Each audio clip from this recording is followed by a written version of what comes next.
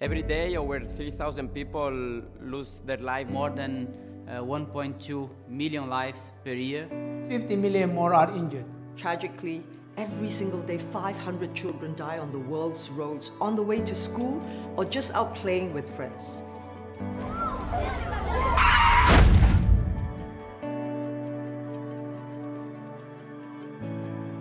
Hi, I'm Fernando Alonso. Bonjour, c'est Antoine Griezmann. Olá, sou Felipe Massa. I'm Michelle Yeoh. I'm Wade van Niekerk. I am Haile Gebrselassie. I'm Marc Marquez. Ana Hidalgo. I'm Nico Rosberg. I'm Vanessa Lowe.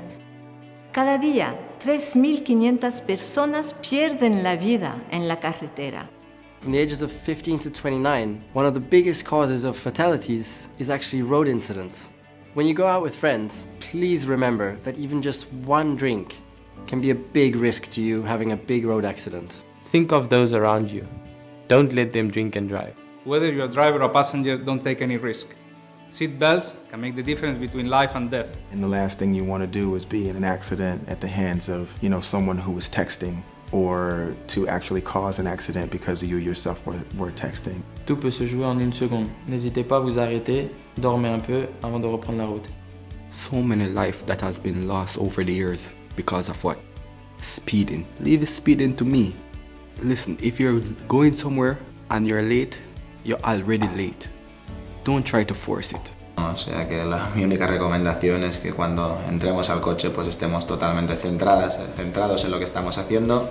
When you're in a car, make sure you use a safety seat for children. If you're on a bike, make sure to use a helmet. Helmets protect the most important part of your body. As a professional rider, I never ride a bike without the helmet.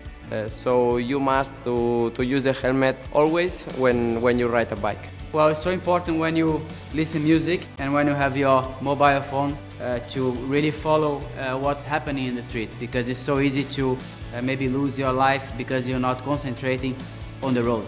As a professional athlete, I can't succeed if I'm distracted, and so goes for drivers and pedestrians. So make sure to pay attention. Use pedestrian footpaths and crossing when possible. And stay visible by wearing reflective clothing. By following simple rules, you can help save your life and the lives of others. Cuento con que todos apoyen el manifiesto de la FIA para la seguridad vial mundial en fia.com.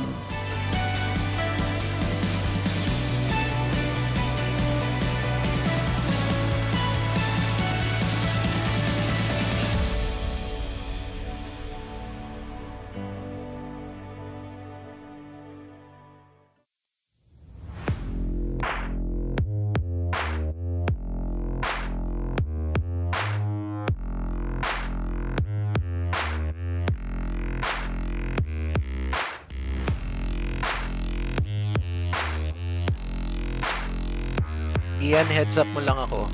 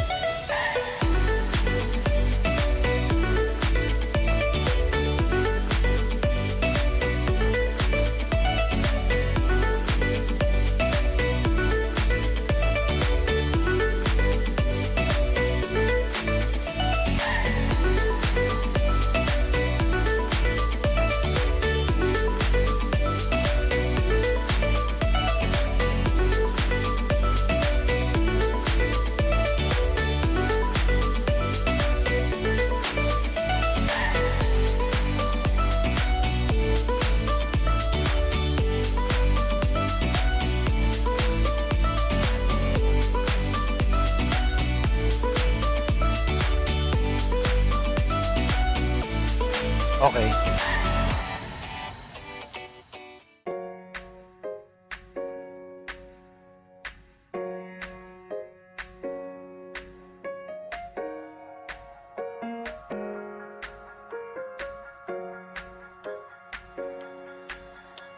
Good evening, Keanu. It's just the two of us for now. Hopefully, we will have our co-presenter also soon. I don't know. But it is good to be back for, I guess, AAP's National Digital Rally Championship, the last series, for a rally series for this year.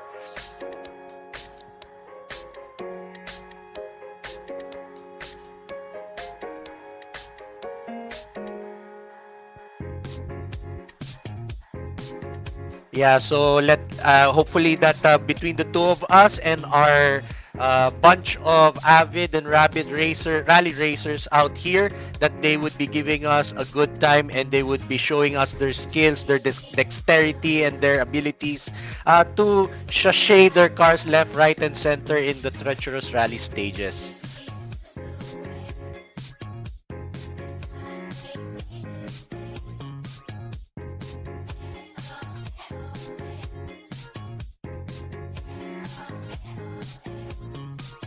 Yeah. We have some new guys that I haven't seen with us in the rally. Some new interesting guys who are putting up blazing fast times, and of course our series regulars, Russell Reyes, Lance Gubalya, of course, are I think 3-time champion if I'm not mistaken, and a bunch of our friends and comrades in the digital rally scene that are joining us again to show their stuff. I see. All right. So, sorry, I was on mute there for a while on stream, but all good.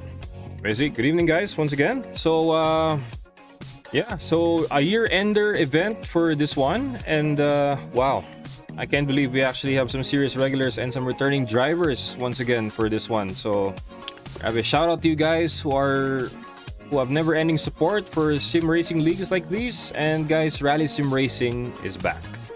All right, so yeah, any notable drivers do we shout out for the return, Kuya John? Because I know I have one driver to welcome back. Let me shout out one guy who is new, I guess new to me. Let me shout out Matthew Ang.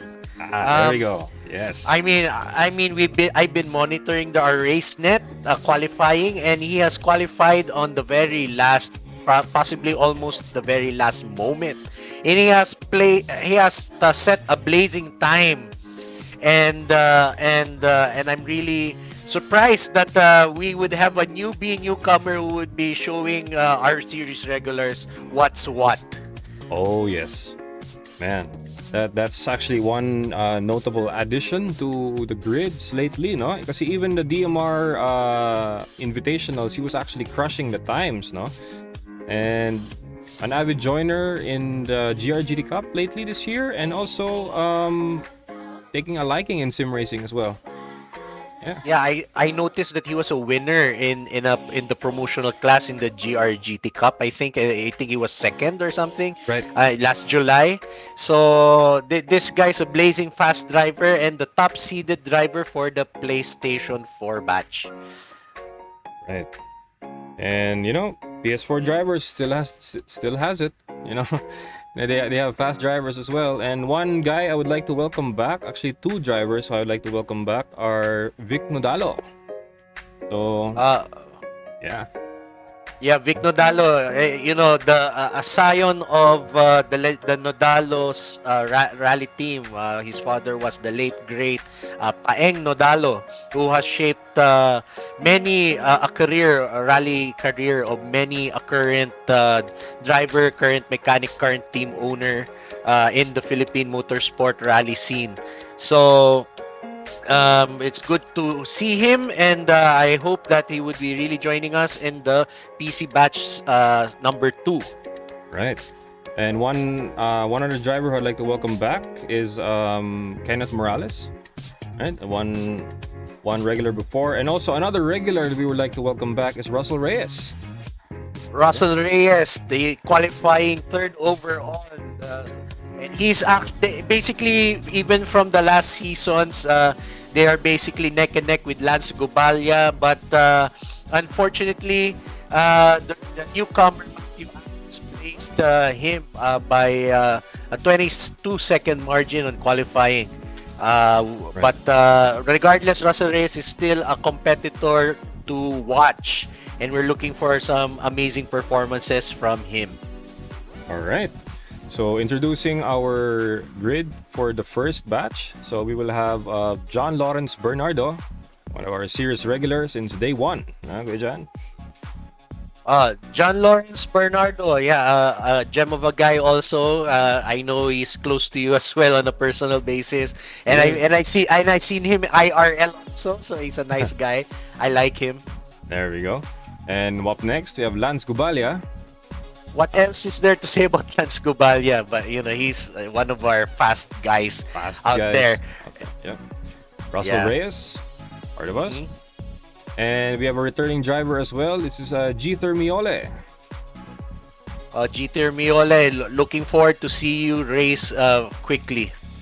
Right, not just on autocross, not just on Gran Turismo, but also on Dirt Rally 2, apparently. So that's nice.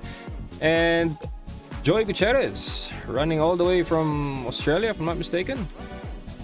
Yeah, our international local guy, one of our international local guys also.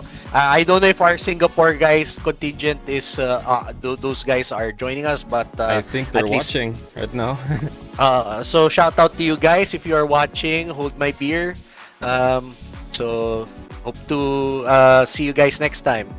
All right, and sadly we won't be able to see the presence of Julio Jimenez for this grid, and I think the Rafael Lee will be running a little bit late, but see what we can do. So shall we start for this one? All right, let's do it. All right, get ready your cars, guys, because you're gonna be driving like crazy tonight. Because one thrill actually for the drivers right here is we're going to Finland, right? We're going to be flying Finns for tonight, and the car class is an H2 rear-wheel drive. So notable cars here are the Opel Kadett, the Ford Escort, and the Fiat 131 Abarth. So think about those gem of a cars competing here tonight. And all of them are rear-wheel drive. Yes, they are. And obviously for us young guys, we are all used to front-wheel drive cars because those are the cars that we are seeing and driving every day. But rear-wheel drive is actually dated technology, so to speak. And driving it has unique challenges. But our titos and have been driving it in the rally and motorsport scene for the longest time in the 70s and 80s. And they have had a handle on it. So definitely, even though we guys are young, definitely we can master also the wrong wheel drive, so to speak. That's right. Grabe. Yeah, the rear-wheel drive really takes back a lot of memories and a lot of thrills as well. So starts 34 left long into 6 right, tightens 4 crest. Good luck.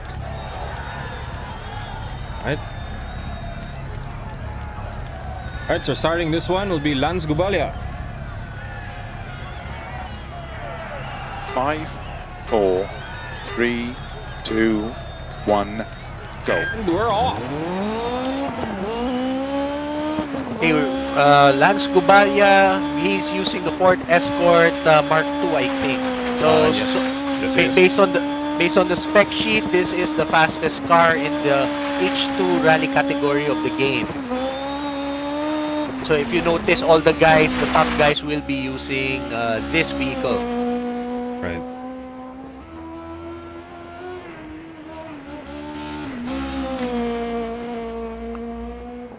All right. Spotlight. Okay. Let's see. Are you able to see him? Nope. There he is. All right. There you have it. So So I'm handling Zoom 2 duties for this stream, and hope you guys can pardon my inexperience in this regard. But anyway, you can see Lance Gubalia cockpit view, driving the Escort in his simulator rig. This man has a huge upgrade for this one. He actually is using a Moza R5 direct drive wheel, so a big oomph in the upgrades for Lance Gubalia right here. Yeah, direct drive has a lot of power, a lot of force feedback, so you can definitely feel. Who else? Who are you watching now? All right, now we're Russell Reyes. Okay, let's see.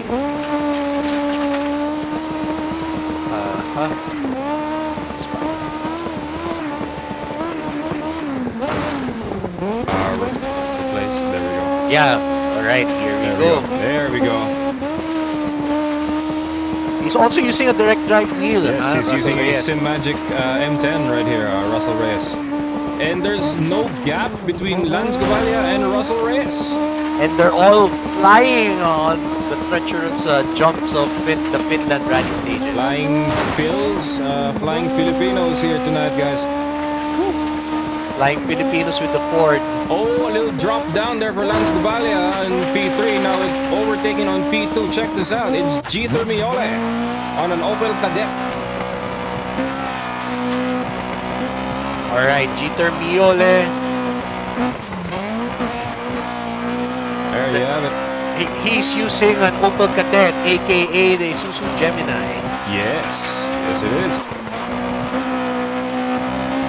Jeter Miole here using a mere T150 and still really fast, competing with guys on a direct drive wheel. A remarkable performance this gentleman is having tonight. As long as you can feel the force feedback, there's no deficit to supposedly inferior goods and inferior equipment. That's right. Up next, check on P4, we have Joey Gutierrez. Joey Gutierrez. He has no stream right now. He has. Oh, yes, okay. Let me... Oh, yeah, there you go. There he is. Oh man, he's using a wraparound triple screen setup. He's using triple 27-inch screens there, good John. Hey. Yeah, I only have one 27-inch screen that I'm using right now, so having three, I think that requires a very, very good graphics card. That's right. And then check out right here as Russell Reyes is now meters away from the flying finish once again. Easy, almost there. And we're reaching the fuel cut right there, pushing the Escort beyond its limit. And across the line. Followed closely by Lance Gubalia and Jeter Miole. And for Joey Gutierrez. And there you have it. Now let's take a look at John Lawrence Bernardo finishing on P5. There you have it. John Lawrence Bernardo also have a little bit of an upgrade in his setup, using a direct drive wheel as well. Now, for the times, we have Russell Reyes at 353.95, Lance Gubalia at 356.83, Jeter Miole at 359.41, Joey Gutierrez at 411.36, and John Lawrence Bernardo at 421.02. All right. So, oh dear, this is a remarkable experience right here. Top 4 drivers have no body damage whatsoever. All right.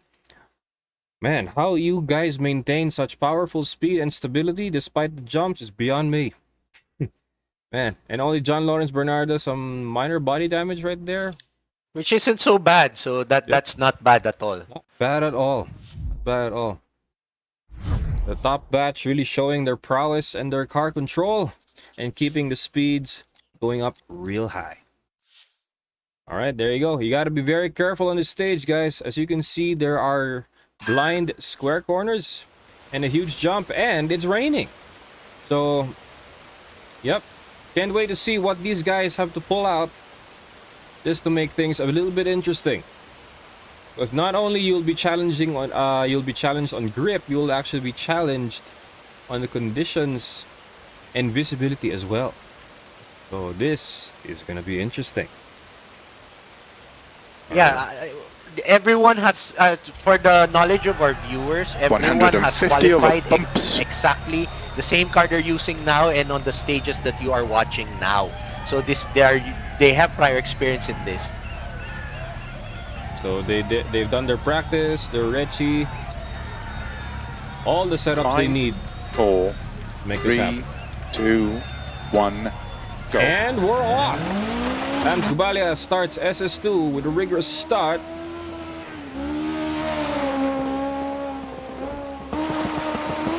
Take a look at it right here. Absolutely no hesitation from this gentleman right here.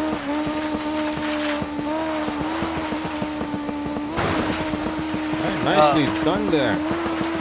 That's all right, go ahead. Nah, I'm just seeing, as usual, he's going fast, very clean as usual, as expected. But again, Russell Reyes is really, is he neck and neck almost? Yeah. Yeah, there's no gap between the top three drivers there, John. And even from the view of Russell Reyes, these guys are just not letting up. Looks like they've met their match, guys. Matching cars also. Matching right. liveries also, so not bad. I guess Russell Reyes is also breaking in his new stuff, rather. Man. There you go. Russell Reyes doing some drifts, actually taking advantage in this setup right here for rear-wheel drive. Not bad. Wow, not bad wheel work. Nicely done there. Up next, Jeter Miole. And an Opel Kadett versus a high-revving Escort. He can definitely catch up.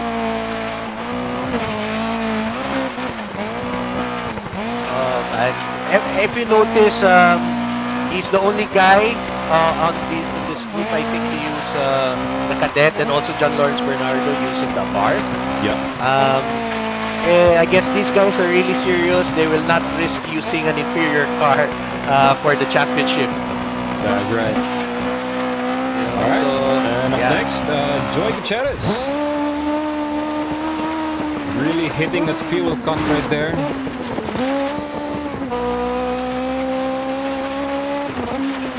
Man, if only the Paul Walker livery was here, don't you think, Kuya John? Even using the moves? Blue and white? As long as there's no Porsche supercar nearby, so I don't mind. Yep, right. R.I.P. Paul Walker. Yeah, man, what a car guy. Oh dear. And that's a terminal damage for John Lawrence Bernardo. Oh dear, what happened? Oh no. Oh dear. Disappeared from the screen there. Oh man, I'm seeing on the Zoom feed he's looking very despondent. I feel. Oh no. I feel for you. Anyway, you can still rejoin, right? You can still rejoin for the other. He's still in. Don't worry, he didn't Still in. He's still right there. Yeah. Meanwhile, for Lance Gubalia, there's now a uniform Caterpillar gap there on the screen there, Kuya John. Yeah. But I think they're still with Russell, right? Oh, not anymore. It's Jeter Miole closing the gap with Lance Gubalia. Wow, that's good, that's good. Russell Reyes might have made a mistake somewhere. Man, it's calculating not just the jumps and actually the landing. So this just got interesting. And Lance Gubalia across the line, followed closely by Jeter Miole and Russell Reyes. And followed closely by Joy Gutierrez. And across the line. All right, and Lance Gubalia at 327.82. Jeter Miole at 329.65. Russell Reyes at 333.17. Joy Gutierrez at 339. And a disconnection. Oh, it's a disconnection. Oh, I sorry to hear that. The disconnection from John Lawrence Bernardo. All right. Still no body damage whatsoever for the top guy, Lance Gubalia. And some body damage for Jeter Miole and some wheel wobbles. And some minor body damage for Joy Gutierrez. Looks like the wheel wobble, Kuya John. Maybe it's a bad landing from one big jump. Maybe hit a ditch or a rock somewhere while turning. Oh dear. That's going to be a huge repair, at least. But yeah. Hopefully things are okay. Yeah, but they have a service stage right now, right? Yes, yes they do. Prior to this very long 15-kilometer stage. This is gonna be a long stage at night. So you gotta have fresh tires, gotta get your lights on, at least get your focus up because you don't want to miss a beat on this one. And there you have it. The can man Rafael Lee makes it in the lobby tonight. Welcome. All right. Rafael Lee, our controller guy. I hope he's. I don't know which. Actually, he's no longer on the controller. He's on a T300 right now, Kuya Jan. Yeah, at least. Yeah, that's good to hear. And because I knew he had the T300 before, but I think he still relied on the controller the last time. I think so. I think he went back to the controller back then. So yeah, to maintain. Yeah, maintain skill. I presume.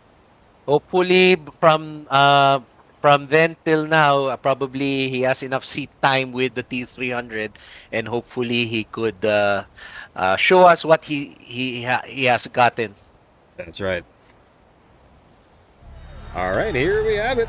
Starts 20, flat right of a crest, 130, turn unseen, 4 left long. Good luck. There you have it.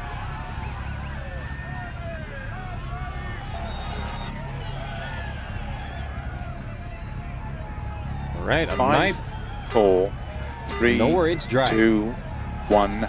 Yeah, but it's a long stage. And there you have it. Lance Gubalia with a rigorous start on SS3. And you guys have to look at how Lance is driving his car. Very minimal steering inputs, minimal counter steering inputs using his weight. See? Yep. I guess really driving a rear-wheel drive in real life also merits you experience in the game. Yeah, he's the BMW rear-wheel drive racer in real life, right? So that's right. And not of course, not this time. Oh, a rare mistake. That's a mistake right there. I think binati natin. My bad. Okay. Commentator's curse strikes again. Curse, my God. Woo. And also, is the Escort turbocharged on your specs, Kuya Jan? Is it? I know this is naturally aspirated, this car. Oh, okay, gotcha. But it's highly tuned to 265 horsepower, I think. I mean, check out who we have on P1.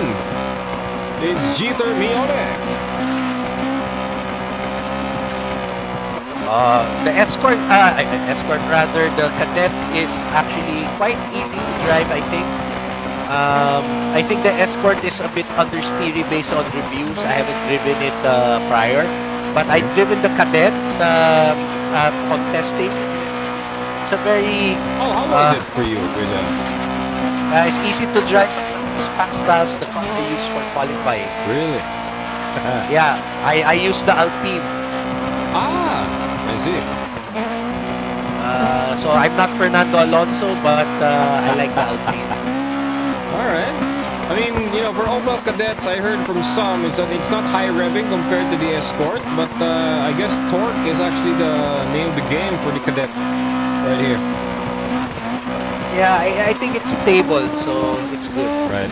Up next, chasing on P2 is Russell Reyes. Russell Reyes again with the Escort. I believe the Escort is really... on a straight line is really the fastest thing here, but the problem is also you have to also look at power to weight. Everything is power to weight in a racing situation. That's right. So while this is the most powerful, probably if you do the computation, it's still probably the fastest thing. But surprisingly, based on reviews, the second fastest car is the Alpine. But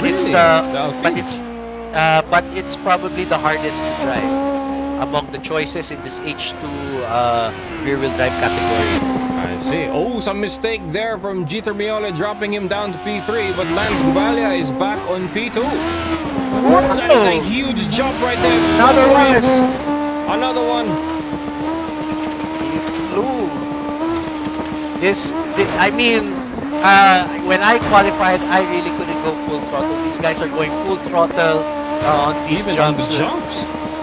Man, these guys are something else, definitely. That's right. And check out who we have at P5. This is Rafael Lee. Oh, and some body damage. Oh, and he blew a tire. He blew a tire right here. Oh no. No! That is going to be a challenge right there. Man, he better swap to a new Better get a new tire for this. If one more jump in the bad landing, that's going to go over and about. Oh man. You can see him seesawing his wheel left, right, and center. He's having difficulty keeping the car straight. I think the blown tire is, oh dear, it's on the rear left, the drive wheel. So, oh dear. Not only he's slow, but he's having difficulty keeping the car straight. Right. That's all right. Up next, John Lawrence Bernardo. Up some minor bumps there on the front right fender, but doesn't phase him one bit. He's using the Abarth, right? The Fiat 131. Yes. Supposedly this car is easier to drive, they say. Than the Escort. Ooh, some understeer right there. Yeah, but he is able to handle it just fine. That's right. And check out who we have in P4. Joy Gutierrez creeping up a little bit on Lance Gubalia there for P3. I think Lance Gubalia is feeling the pressure. I really thought that he was unshakable in his fortitude, but unfortunately, I guess we learned that he is human after all. That's right. Apparently, rear-wheel drive really sets up a lot of unvarying conditions for these drivers right here. Rear-wheel drive, it really... I don't know what's your experience with rear-wheel drive, Keanu. For me, I have the very limited experience trying to rallycross a rear-wheel drive pickup. And for me, honestly, the words of our co-commentator, Ivan, he has told me, because I asked him the same question. I did ask him if, how do I drive a rear-wheel drive car? You know, what he told me, it's the same. It's the same as driving a front-wheel drive car. It's the same as driving an all-wheel drive car, and I didn't understand.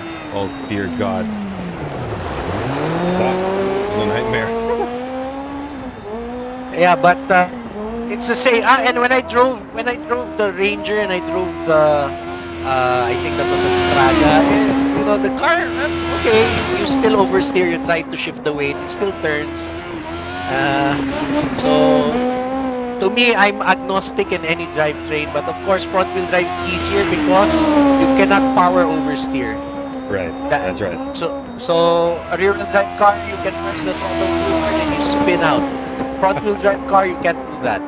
Right, that's right. So the front-wheel drive car is easier.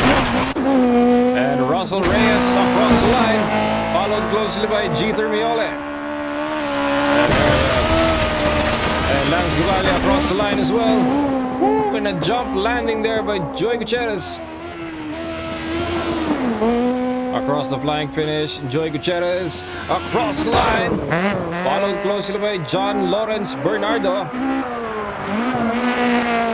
If you notice, guys, you know, the rally lights, he has like eight pieces of rally lights in the front because I did not appreciate why these guys have too many bulbs and too many lights on the races. But apparently in the real life night stages, you need all the illumination you can get. Yes. So, absolutely no street lights, no nothing. Not even the moonlight is bright enough. Yeah, man.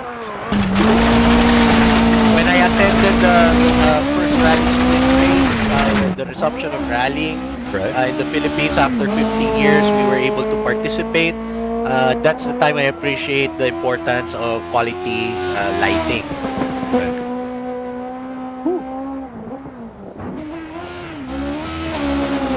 I believe LED or HIDs were the name of the game, apparently.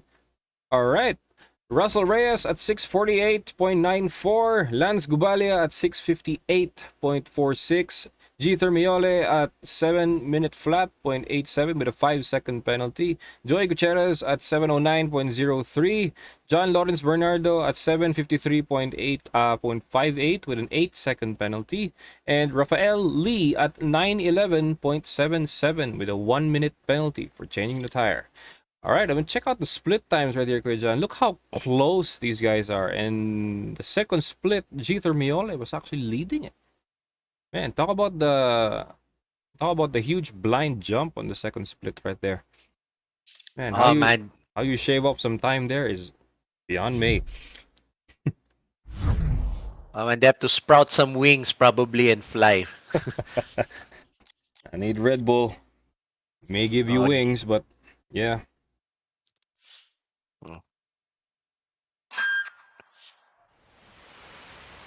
There's only one. No, this one's raining also, right? In this stage? Yes, it's raining. That's right. I think this is the stage where it's a bit dark, yet it's raining.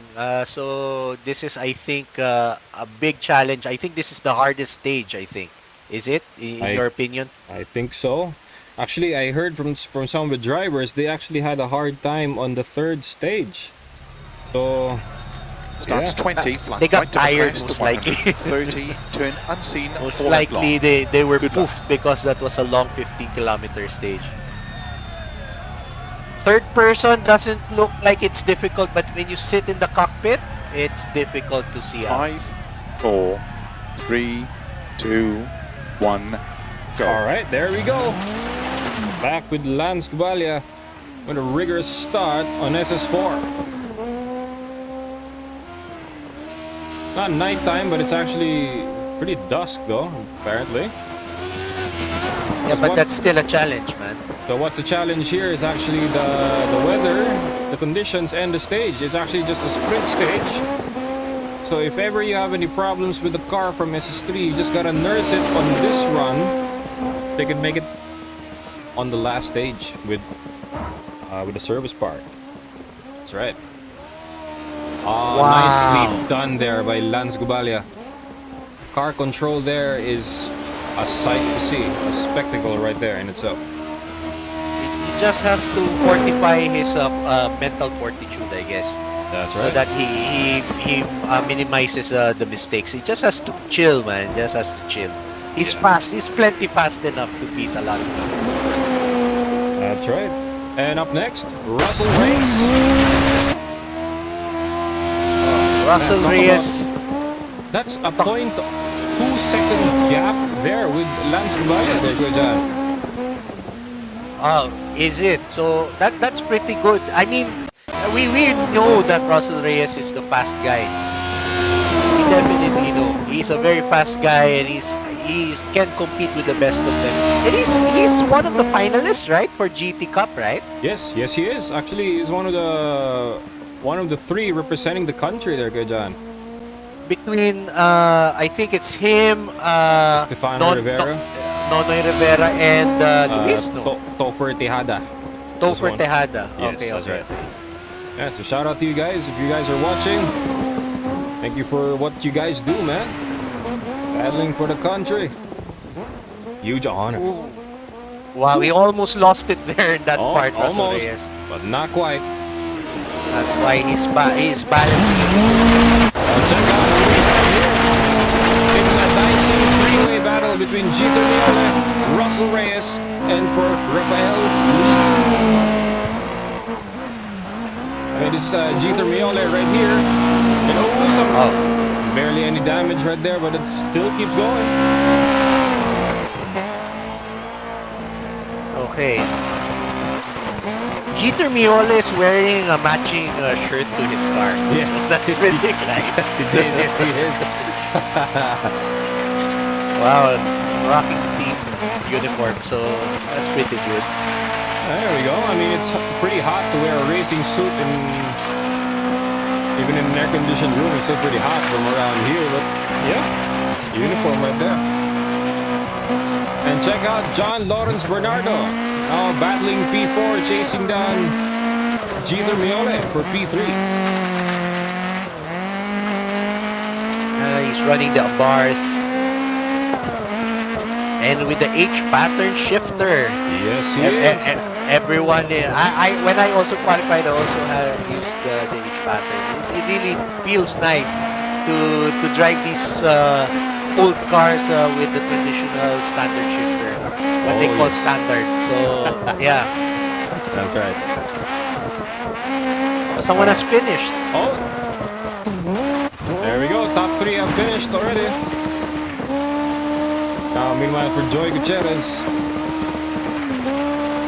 across the flying finish and across the line. Across the line for John Lawrence Bernardo as well. Now for Rafael Lee. And across the line as well. Russell Reyes with 334.40. Lance Gubalia at 335.35. Jeter Miole at 337.37. Joy Gutierrez at 351.97, John Lawrence Bernardo at 353.84, and for Rafael Lee at 403.04. All right. For stage notes right there. No one has been left unscathed. No one. Absolutely not. All right. I told you this is a difficult one. So you guys survived so far, and take a look at the overall times so far just on SS4. Man, an 8-second gap between Russell Reyes and Lance Gubalia. Right there. I'm telling you, I've been from the last AAP rally races that Russell Reyes is really a fast guy. The last seasons, it's just been hampered by, I don't know, probably nerves. Could be, yeah.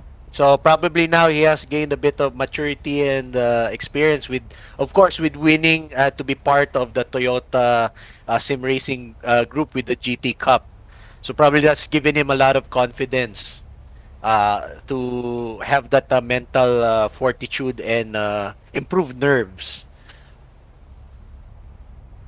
So everyone is now setting up, figuring out their final setups, fixing their cars. Hopefully they have enough time. Game time to repair their vehicles. That's right. Yeah, and probably everyone will be using soft tires for this final sprint stage. I think this is 7 kilometers. I kind of forgot, but it's usually that. It's actually quite long. This Finland, right? Yes, yes, it is. As far as stage kilometers, but since it's high speed, you know, Keep the middle of a times are jump not that far off from into the flat other left. in this game. Caution 50. All right, here we go. This is the last stage, guys. Let's see what magic these guys can pull off for this one. 8-second gap for 3, Lance Gubalia 2, to overcome. 1, go. And there you go. That is a rigorous start. And SS5 for Lance Gubalia. Everything is going to change right here. We shall see what happens. I mean, just from the start alone, no hesitation even for the corners there for Russell Reyes, who is leading right now. And approaching the hairpin right. Really nice there, using the rear wheels to actually turn the car. Nicely done there by Russell Reyes. Wow. He is able to use the road to pivot from left to right. Oh yes. All the drift sessions from Assetto Corsa really plays a huge factor here. But you can tell the difference in the driving style of Russell Reyes and Lance Gubalia. Russell Reyes a bit rough, really tossing the car. Yep. Lance is a bit more finesse, but he's off the road. All right. Regaining balance there. That minor mistake has. Man, that was wild. His nerves are getting to him. He has to chill, man. Everyone has to chill. And the room is getting hot there for Russell Reyes. And even for P3, Jeter Miole is just right behind him. Probably is waiting for one of them to make a mistake. Woo. talk about powerful finish. He's actually expecting a powerful finish right there. Hopefully he can continue this with the rest of the championship so that he can place very well. Oh yes, definitely. Consistency is key sometimes. That's right. And check out the grid there, good John. They're actually bunched up close together. There's not much gap between the top and even the last one. Well, there is, but not that huge compared to the other special stages. Yeah, I think they're all used to this course probably this stage. So hopefully their familiarity is giving them speed. That's right. Now check out for Rafael Lee now on our freshly repaired Escort right here. Man, straight out of a gala all the way to the room just to catch up to the race, man. Mad respect to you, man. Glad you could join us. Glad you could join us and hoping you will be enjoying the live lobby. And I think you are, and definitely he is. He always does. Always does. Always a delight, man. There it is. There's the gap. The top three have a battle of their own. Joy Gutierrez right in between. And check out P4 with Joy Gutierrez. Oh, gotta kill that oversteer there. He got it. He got it. But check out right here. It's the ticker is going crazy for P1 and P2 between Russell Reyes and Lance Gubalia. Man, talk about. All right. Man, talk about no hesitation from the huge jump right there into the 3 left. Russell Reyes. He twitched there. He overcorrected, I think. There it is. There it is. It's going wild again. If you guys are gonna pull a mad hat, you gotta do it right now. He's overdriving the car, Russell Reyes, but anyway, he's still on pace. Gotta say, since it's the last special stage, I guess they're giving it their all. And looks like Lance Gubalia across the line first on SS5, followed closely by Russell Reyes. And for Jeter Miole. And for Joy Gutierrez. Across the line for Rafael Lee. Across the line as well. And even more for John Lawrence Bernardo. Now for Lance Gubalia at 402.07. Russell Reyes at 402.23. Oh dear God, that is so close. That's so close. Jeter Miole at 406.15. Joy Gutierrez at 414.75. Rafael Lee at 421.66. John Lawrence Bernardo 422.96. Alright. Now for the event times, here you have it. It is still 8 seconds. Wow, Lance Gubalia was not able to counter that performance by Russell Reyes.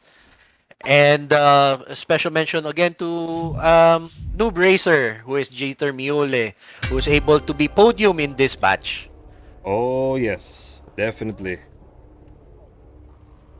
Podium finish there. Powerful finish there for Jeter Miole. Man, talk about everything that you gambled for this one.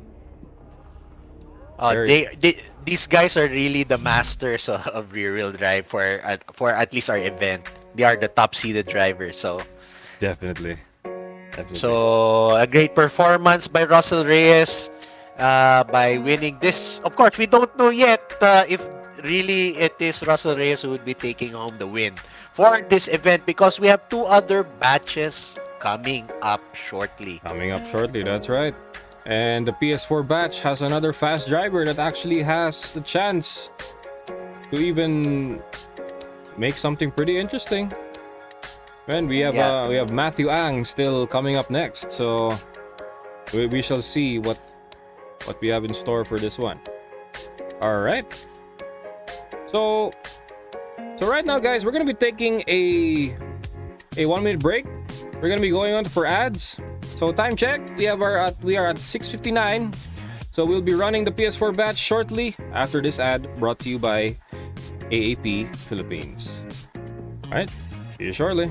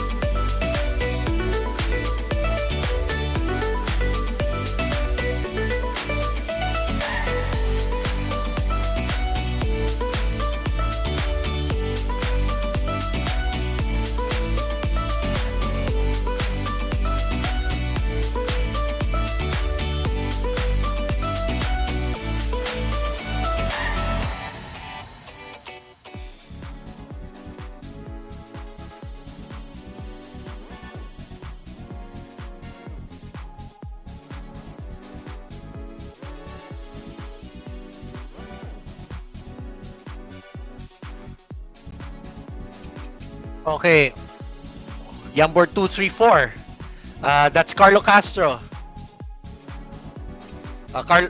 Who else is that? I can't. O'Neil Malbanan is another series regular for us.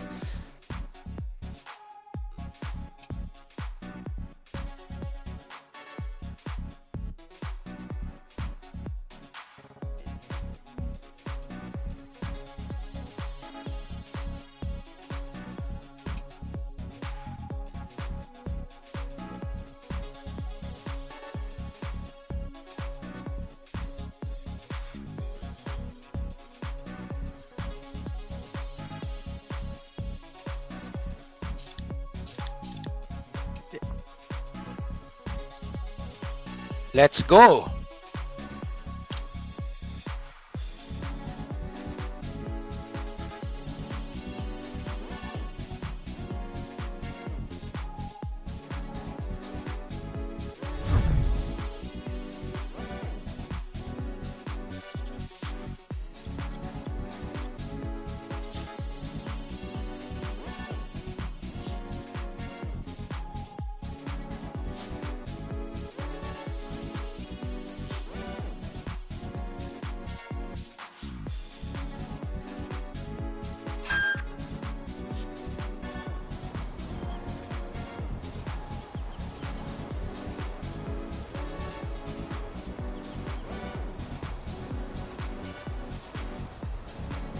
I don't know if, like having a very fast computer and frames, having a very fast FPS capability. I don't know if that's an advantage here.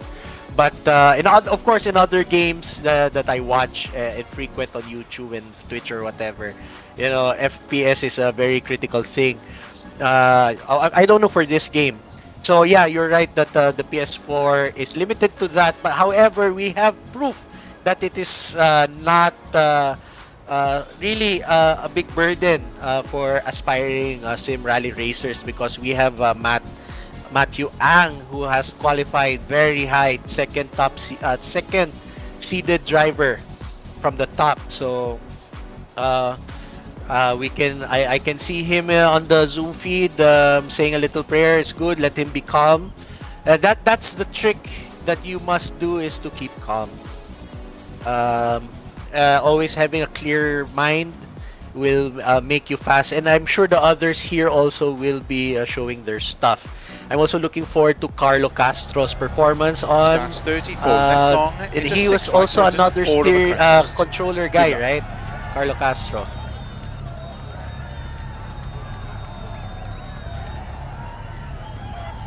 Another mid-range entry-level wheel, right? Entry-level of the mid-range. 4, 3, 2, 1, go.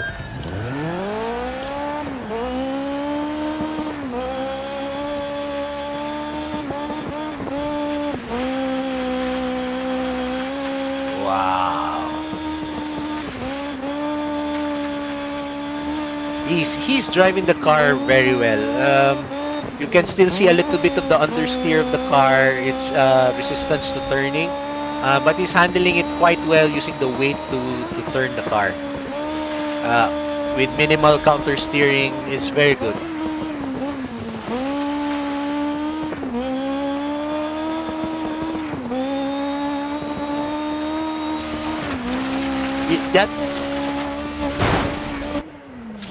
Oh, it's really scary to really keep it put the pedal to the metal. Whoa!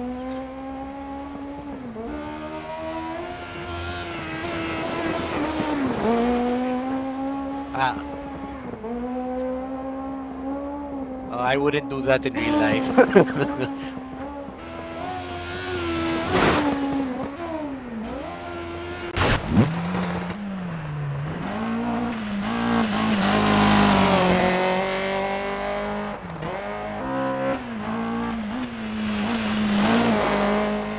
Oh, Carlo Castro. Place it Evo.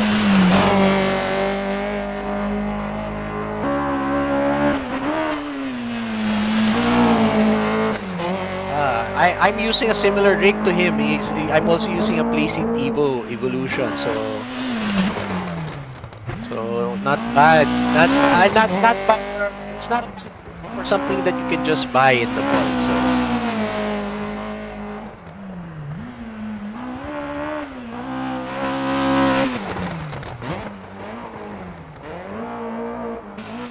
But whoa! I thought he was gonna go. I thought he was gonna go off road there. But anyway.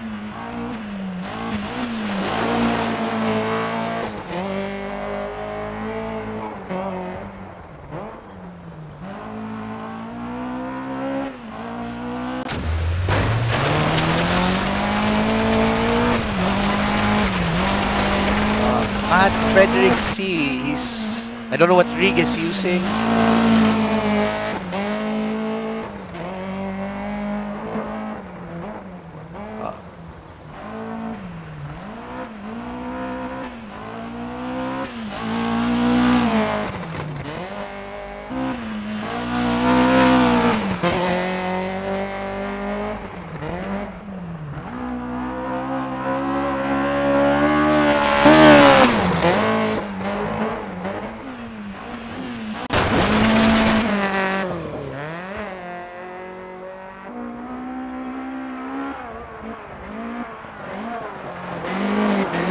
Also using the Escort, right? Or is this a Barth? Oh.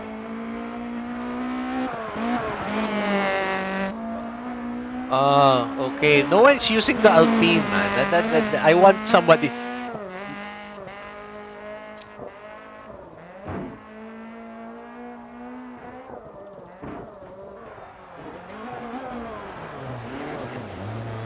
Oh, using the handbrake there. Almost missed the corner there, but he still makes it. Yeah,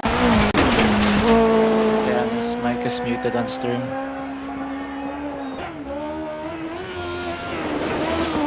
Oh.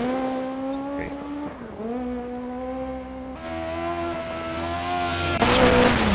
He's finished.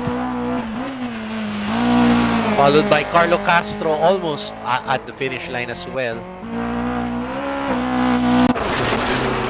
Alright, there we go. Man, I was actually on mute. Man, fix the button right there. It's alright.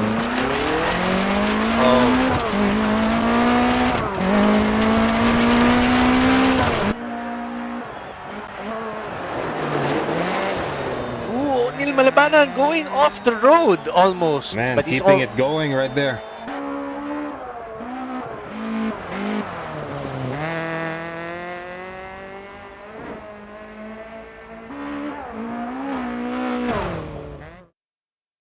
Alright, there you go.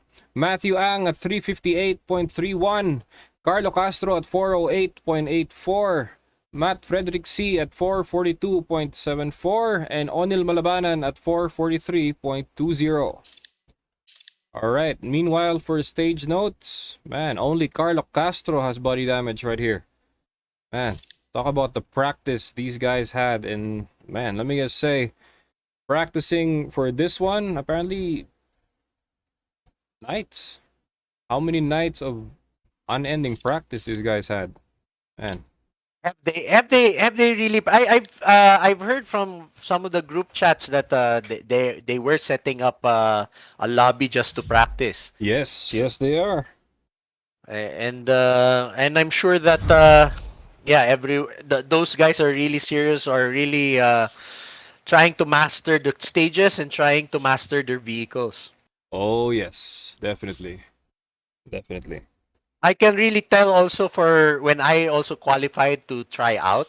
I mean, of course, I wanted to also experience what these guys are experiencing. Right. So I tried to qualify, even though, of course, I'm not eligible to participate. And it's really, this is really a difficult set of stages with difficult cars. Actually, it could be even more difficult, but thankfully it's just H2. Yep. It could be more powerful, or they could even use the Rally GT cars. Man, if it was the Rally GT cars, I think that is a call. 150 over bumps. That is going to be a wild call right there. And maybe everyone uses the Porsche, so that's what I want to see. No. Oh no. And having it rear mounted merits a different challenge actually. 5, 4. It's actually quite 3, easy if you 2, understand how to 1, drive it. go. I believe. There you go, and the start of SS2 with Matthew Ang. All right.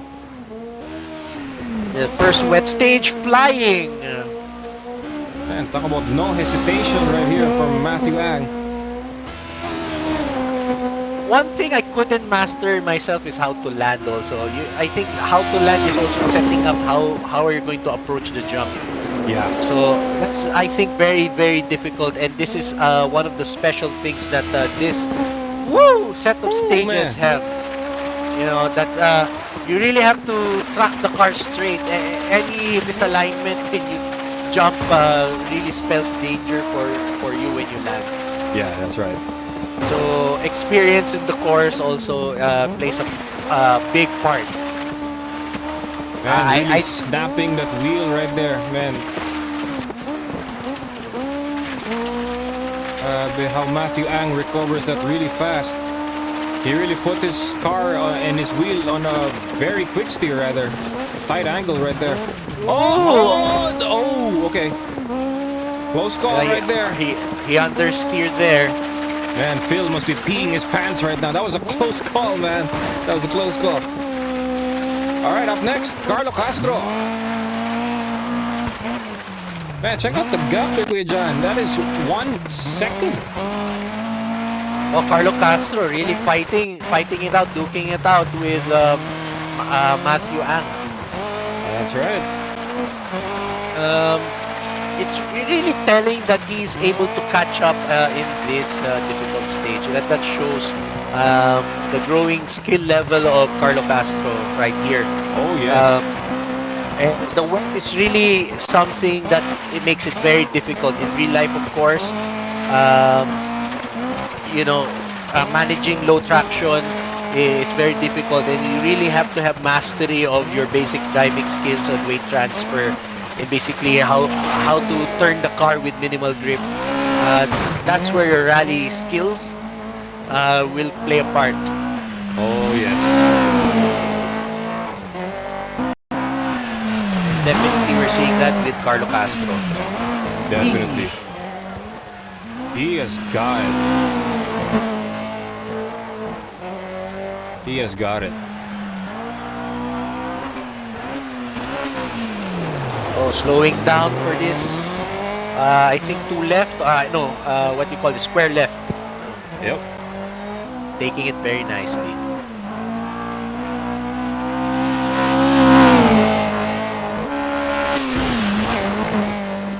All right, up next, Matt Frederick-C approaching the hair.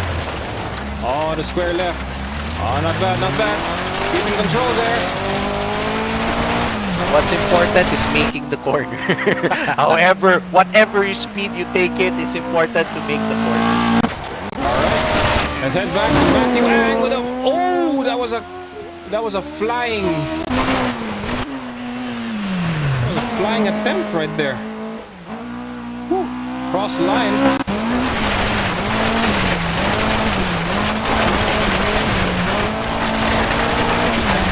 Still ways to go. Whoa, overcooking that corner, hitting the ditch. Still keeping it straight, still keeping it on the road. What's very difficult in these stages, right? You know, when there are jumps and then you have to turn at the same time. So that's very difficult right here. That's right. Man, talk about maintaining it. And there it is. Matthew Ang at 325.48, 40. Carlo Castro at 332.50. Matt Frederick-C at 403.84. Onil Malabanan at 419.75 with a 4-second penalty. All right. Ooh, and some minor body damage and some wheel wobbling there for Matthew Ang.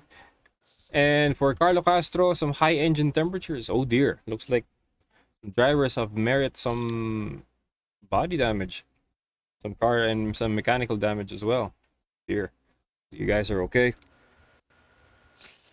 Really, I don't know how they did in their qualifying, if they really were able to keep it clean, but really when there's the pressure of a championship, or at least a live lobby, it's different. So a lot of mistakes are happening left, right, and center. Oh yes, definitely, 100%. All right, so now we're gonna be transitioning to SS3. This is gonna be the long stage for this one. And held at night. Uh-oh. Oh dear. Hang on.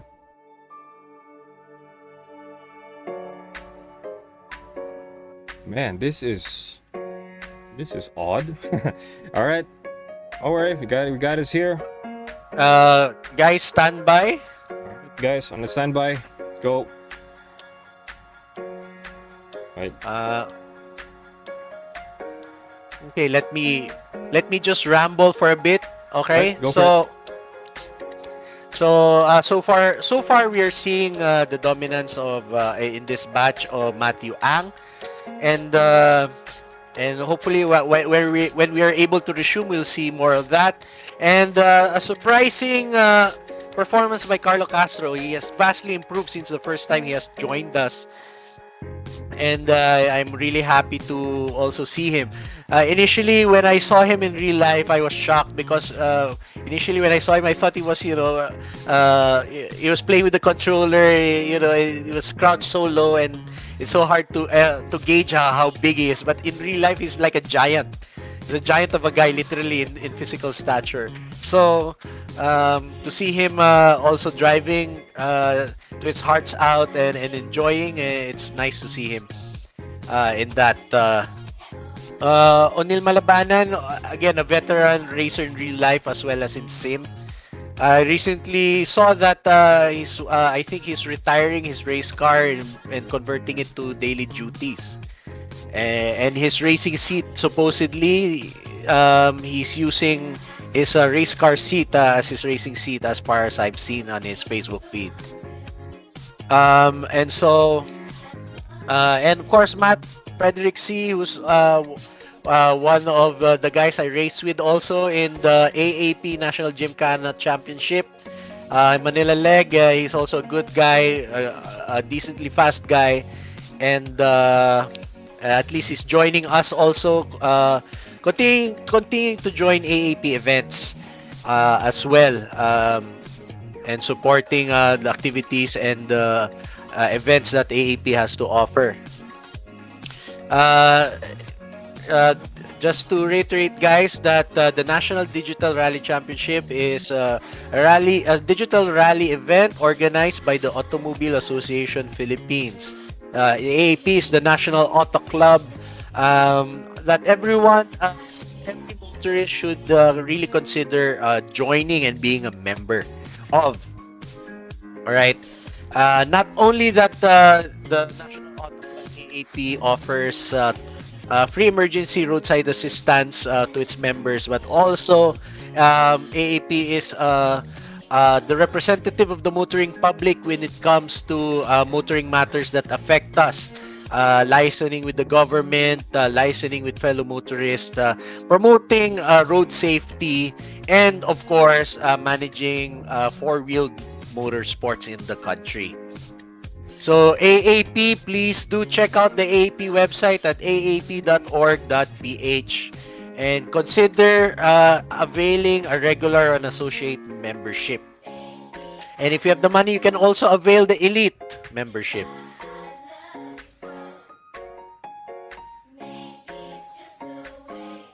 So, all right, so it looks like we'll be doing a rerun for this one. We'll just do the third round. I think they were able to complete the second round, right? Yep, they were able to complete it. So we just have to do the three stages only. Three remaining. Yeah, the three remaining stages. That's right. Man, what is up with my equipment today? Man. Oh man. And that's how it is sometimes, mechanical difficulties in real motorsport and technical difficulties in digital motorsport. But we're seeing in the Zoom feed that these guys are practicing as Actually, they wait. they're still running on the same one. They are? Yeah, they're still running. Are they? So what? Yeah. So what are we gonna do with that? We can't see. Yeah, we can't see it. We're gonna have to rerun the entire just the three ones. We're gonna be doing manual times for this one. All right. Anyway, this is backed up on the streams, right? So we can always review it later to get the final times.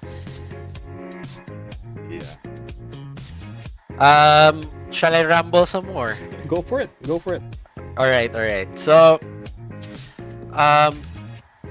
anyway, these guys, if you're saying that they're still running the stages, that means they're gonna get extra practice for the third round. That doesn't really matter. We'll just have to rerun the 3 stages. Balance, because we are unable to verify their running of these current stages. So we have to strike off this thing that they're doing right now, and we have to do the rerun. But anyway, they're taking advantage of the extra practice. So anyway, every little practice helps. I guess, because for me also, when I did the qualifying, I honestly did not sit in my sim rig for many months, my personal rig. And I haven't played Dirt Rally 2 for probably, I don't know how many months also, probably 3-4 months. But surprisingly, looking at the results, I was able to, if I were eligible to participate, I was able to qualify. So that's weird. So, yeah. And I drove very conservatively because I did not know the course. I don't like Finland. Just like I'm also like Walter Roll.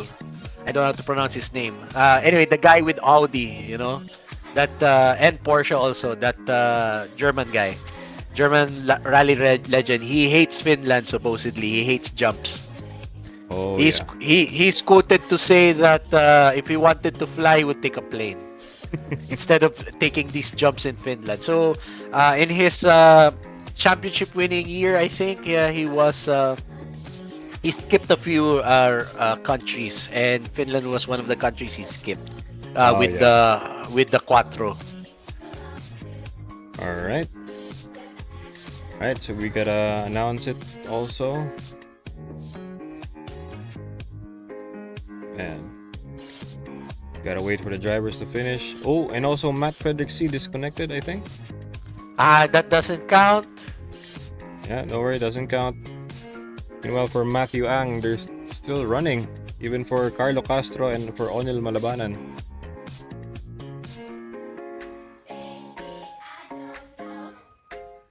And it happens.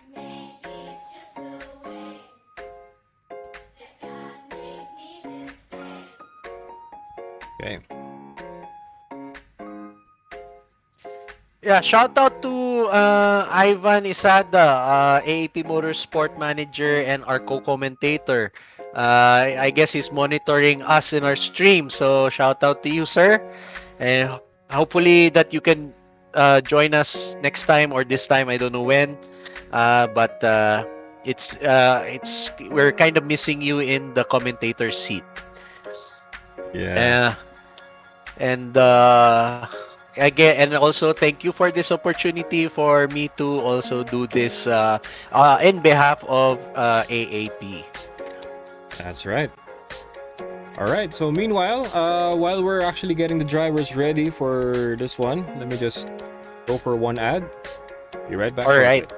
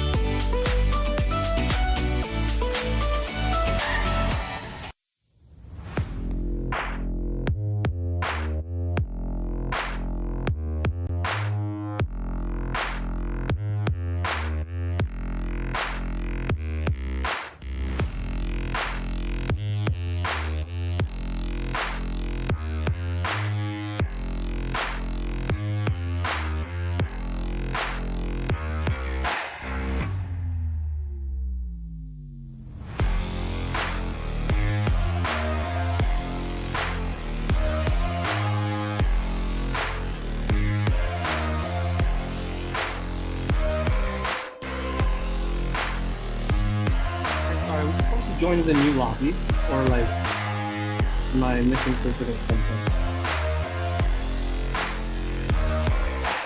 Okay, thank you.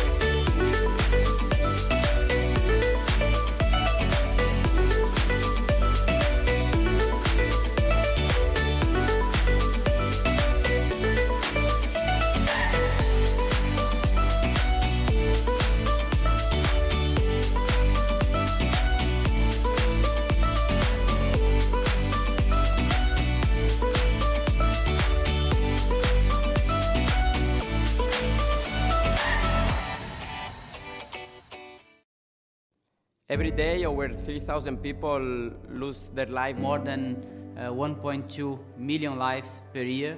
50 million more are injured. Tragically, every single day 500 children die on the world's roads on the way to school or just out playing with friends. Okay. Hi, I'm Fernando Alonso. Bonjour, c'est Antoine Griezmann. Olá, sou Felipe Massa. I'm Michelle Yeoh. I'm Wade Fanica. I am Haile Gebrselassie. I'm Mar Marquez. Ana Hidalgo. I'm Nico Rosberg. I'm Vanessa Lowe. Cada día, 3.500 personas pierden la vida en la carretera. From the ages of 15 to 29, one of the biggest causes of fatalities is actually road incidents. When you go out with friends, please remember that even just one drink can be a big risk to you having a big road accident. Think of those around you.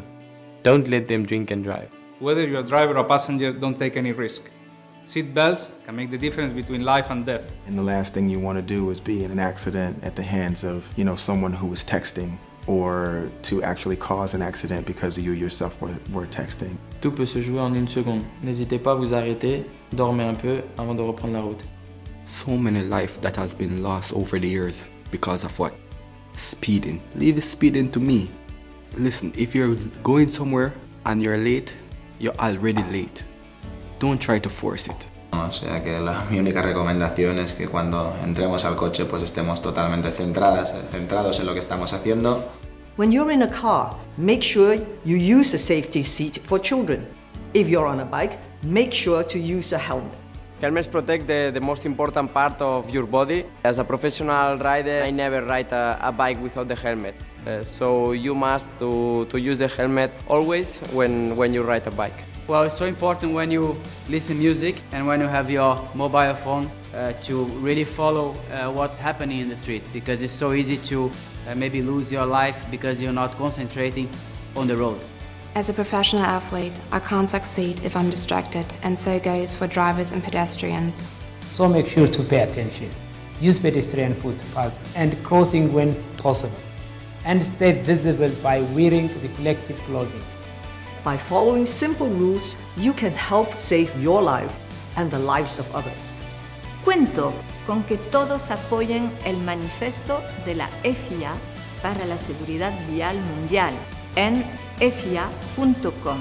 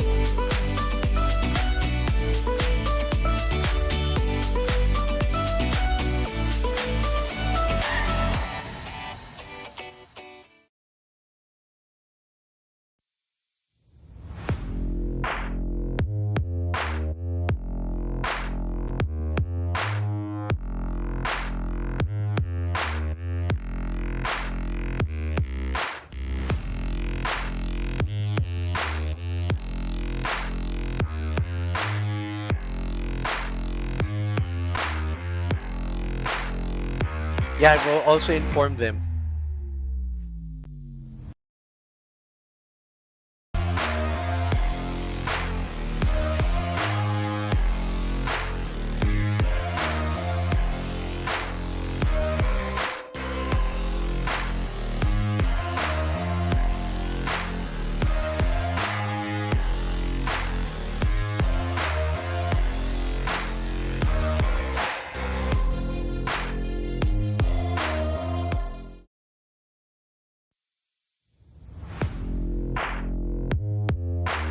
We're still waiting for somebody.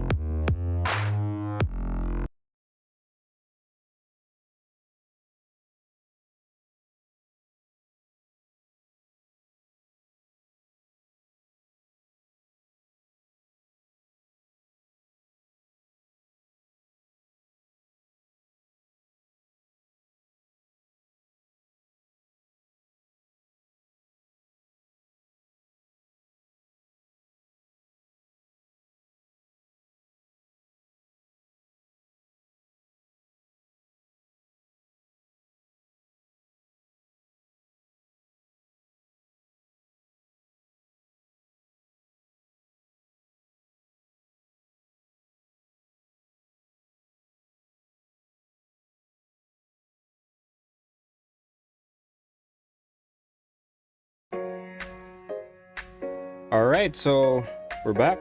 We got the drivers in. We're just missing one driver. So by all means, let's get it started, shall we? Show must go on. All right, so we're gonna be starting from SS3 for the PS4 batch. So without further ado, guys, let's go. Yeah, we apologize for the technical difficulties, but that's how it is. Anyway, the show must go on, as Keanu has said. And anyway, what a show we have so far. We just had to have a little break. Yeah, so we are just missing Matt Frederick C. So hopefully he'll be finding ways and means to reconnect in the lobby. So right now we have 3 guys: O'Neill, Matthew Ang, and Carlo Castro. That's right. Guys, you have to repeat this stage because we were unable to verify your times on the live lobby. So that decision is, do we say it's final? Yeah. Yeah. Team final. Team final by the steward. So anyway, driver's ready. One more tweak there for Carlo Castro. Alright, there you go. Starts 20, flat right of a crest, 130, turn unseen, 4 left long. Good luck. Alright, it's Matthew Ang. Alright, he's loosening up, loosey-goosey. 5, 4, 3, start the race. 2, 1, go. And he is off.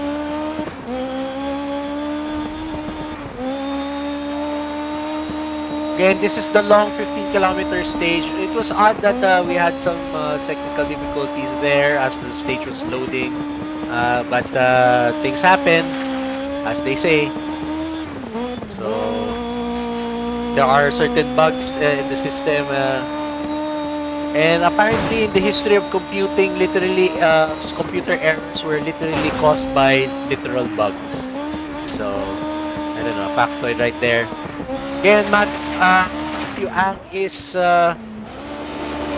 driving very nicely, very smooth inputs. Very smooth. Ooh! The landing was a bit iffy there. Landing it not straight. Understeering on that corner. Really, Finland is so difficult. But again, this is a pro-level driver, I guess, with Matthew Ang. I was really surprised. I didn't know who he was, honestly, because this is the first time he's joining the AAP events, and I don't know about the other leagues because I'm not. It's so hard to keep abreast with everything going on in the world, you know. Yes. So I'm sure Keanu, you know more about his background on the other leagues that you organize and other people organize. Alright. It's alright. I mean, you know, I've been follower as well of the GRGD Cup, man. That was actually my first encounter with Matthew Ang right there. Would be nice to talk to him one of these days and find out what makes him tick. That would be a nice conversation. Yeah, wow, nice long right-hander there.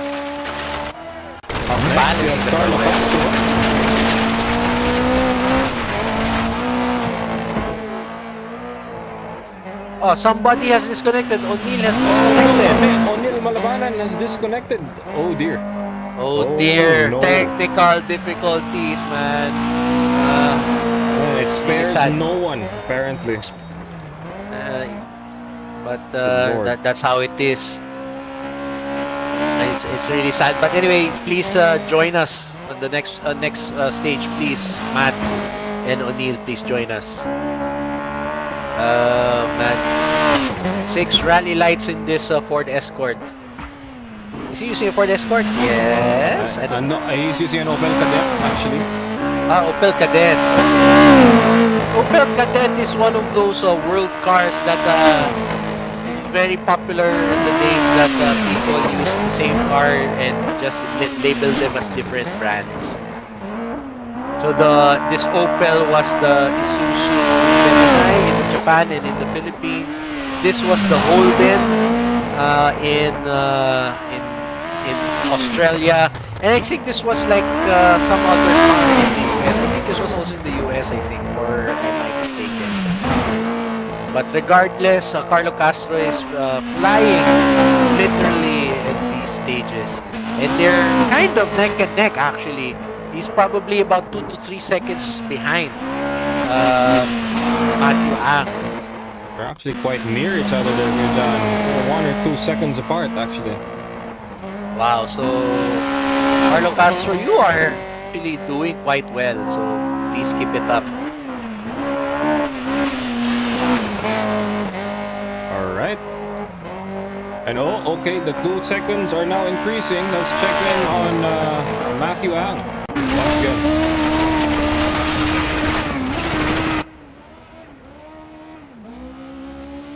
There you have it. Is having to saw the wheel when the car oversteers. But really, even in real life, if you watch the rally videos, the Escort really tends to prefer having a real sideways action to it. Oh, did he hit it? That was close. No damage. I thought he would be hitting the trees there, but apparently not. But if again, the Escort really tends itself to for drivers to really take them sideways. I guess it's the nature of the car to understeer. That's why people have to pitch it so hard in order for it to turn. Much in the same like the Audi Quattros, right? Those things were understeering pigs. So that's why all the legendary rally drivers like Stig Blomqvist and whoever else, Walter Roll, all these guys had to really pitch the car hard in order for it to retain. Yeah. So and every car, every quirk, they have their own gimmick actually. Yeah, and hopefully in the next batch, people will be actually using the Alpine because I really like that. Pretty sure there will be. Yeah. So, but for now, it's the Escort. These cars used to be quite popular even in the Philippines, but I rarely see them nowadays. I think everyone has, almost every Escort on the road has probably rusted to the ground. I don't know. I hope not. I mean, some would like to revive one. Yeah, actually, I had a few guys approach me in my my main gig, main source of income gig. You know, they approached me looking for Ford Escort shells. I had a customer saying, you know, I have a Lotus engine. I'm like, wow, you have a Lotus engine, but he has no car to put it in. Oh, so looking for a shell to actually make a car out of. Ah, nice. Yeah, and then these cars have nicknames like the Escort Mexico and the Escort Brenda, I think. So I don't know what those mean. Matthew Ang across the line, followed closely by Carlo Castro. Man, the gap is just what, 14 seconds. Kahit pa paano. Matthew that's Ang a lot. at 6:43.37. Carlo Castro at 6:56.48. And a DNF by O'Neil Malabanan. Oh no. What's this? What do you call this? Disconnection? Or no, sorry, not disconnection. Terminal damage, I think, for O'Neil Malabanan. I think it was a bad landing right there. Man. Perhaps maybe he hit the tree very hard in a not a nice way. I don't. Oh, yeah. It confirms. It's a huge damage.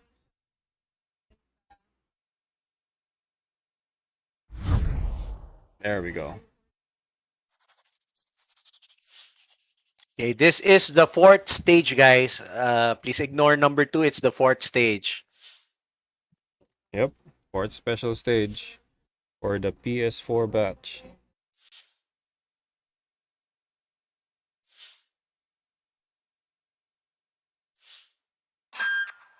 And this is the difficult one, the kinda dark and kinda rainy. Not kinda rainy, very rainy. Very rainy, that's right.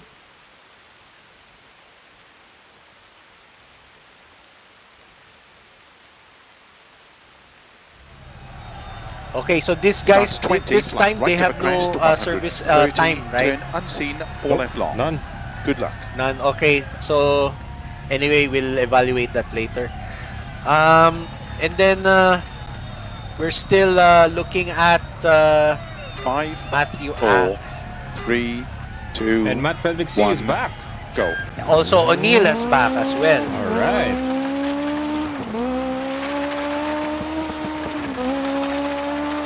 Alright, that's a rigorous start there for Matthew Ang. Really a sedate drive. You just have to drive these cars very sedately. Oversteer. Minimal okay. steer as well, but check out the quick steer action there, John. He has gone on the ditch, but thankfully that was not yeah, but he really had to counter steer very heavily on that part. Yep. And talking about Matthew Ang, he's actually sweating like crazy right now. He's turning red right now. And The pressure and the heat. He's racing. He seems to be racing in his sala. Yep. So it's kind of quite difficult to do it in an open area also. Check out P2. Carlo Castro barely half a second away from Matthew Ang there, John. Oh man, he just has to maintain.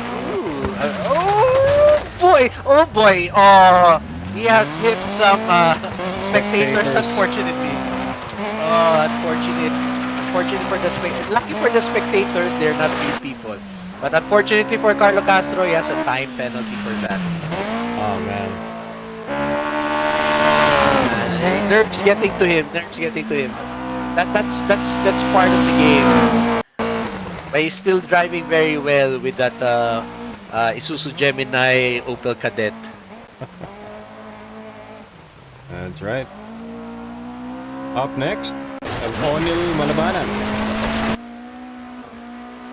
O'Neil Malabanan, is he still running the Barth? Yes, I think he is. Yes, he is. Yes. Running the Fiat 131 Abarth. This is another car that is very popular internationally. I think this was also, the basis of the Lada, the Russian car, if I'm not mistaken. And these engines are very well. These cars are, I think, are very well loved also in their home country of Italy. As he rides the ditch and maintains control.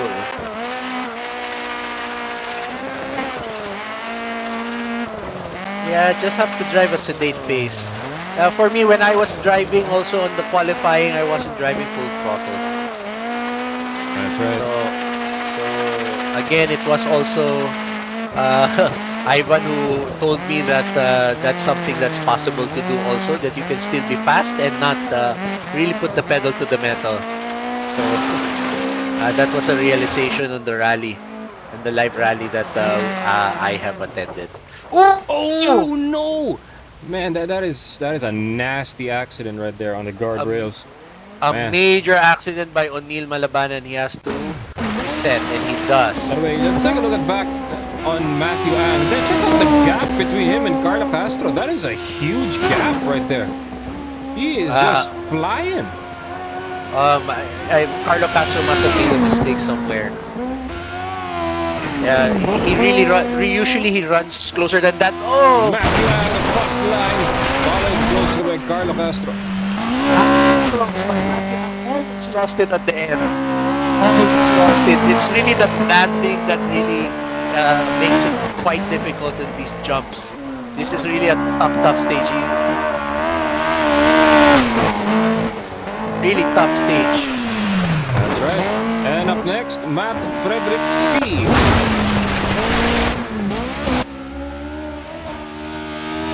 Matt Frederick C. is they're quite. Wow! Oh, that is like oh no! You took some spectators with you. No! That is nasty. Yeah, but it's really kind of scary to be very greedy with those jumps. If you're not, it's really hard to correct on your entry on the jump. Oh no! Oh, that is nasty right there. Woo. Oh man. Oh no. Yeah. He has to limp. He's now limping to the end. O'Neil Malabanan has finished. It's now all you. Matt Frederick C. You guys gotta finish. Gotta nurse it for SS4 so you can reach SS5. Come on, you can do this. Chassis looks bent. Oh no! No, reverse it! Reverse! There you have it.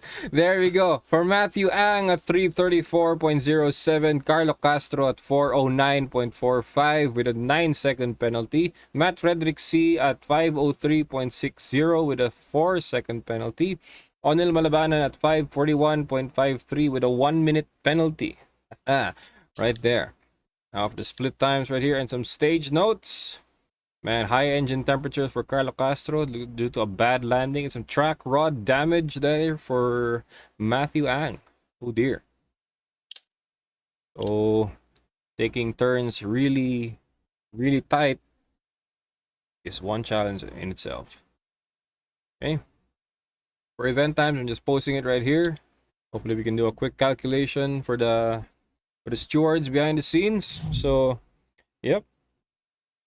Let's do it.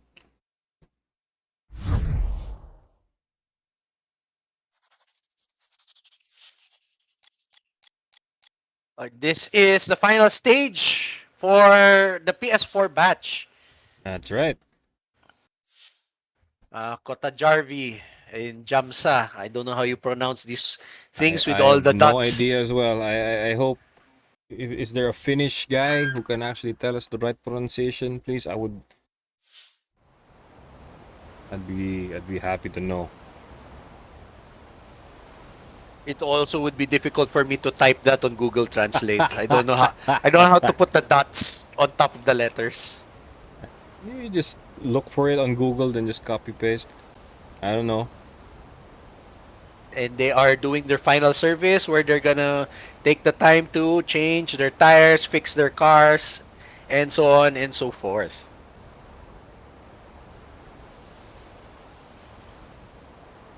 Gotta do it now or some.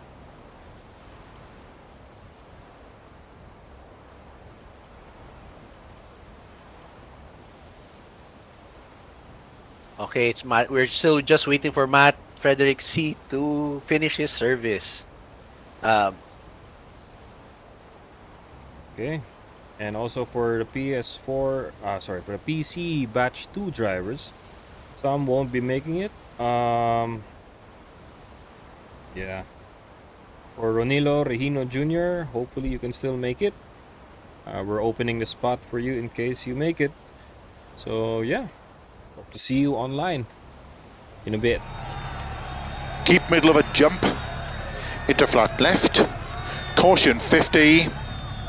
We received a message from Paul Lopez, saying the pronunciation of the stage. Kotayarvi. 5, 4, that's 3, 2, Kotayarvi. Thank you, 1. Paul. Thank you, Paul. Go. All right, Matthew Ang finishes off SS5 with a rear start.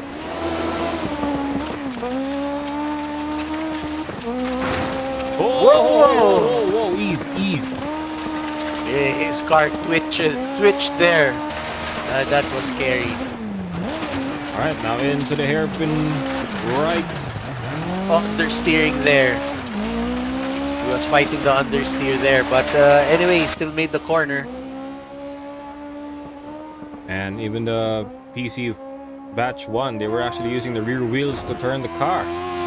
Talk about preparation and the difference in skill between these drivers right here. They're really using the ditch. A lot of the drivers are using the ditch to maintain control.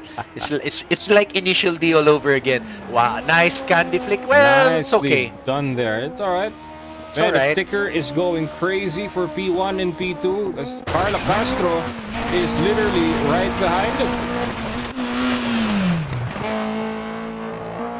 Carlo Castro, I don't know what happened to him last stage, but now he's neck and neck with Matthew Ang. No. That's oh my god. Man, guys, you have to avoid using the mountainside as a wall ride, man. Don't, it's not NASCAR. We're not in NASCAR. We're not in Tamiya as well, so yeah. We're not in Tamiya. You know, that was a NASCAR next king. Oh man. Oh yeah. He's doing quite well, this guy. He just has to keep his focus and calm his nerves in order to sustain his performance. He's already shaping up to be a very fast guy, Carlo Castro. Alright, up next, we have Onil Malabanan nursing a flat tire. Oh dear. Oh, it's on the front right. That sucks. That's another puncture for Onil Malabanan for this first round of his run.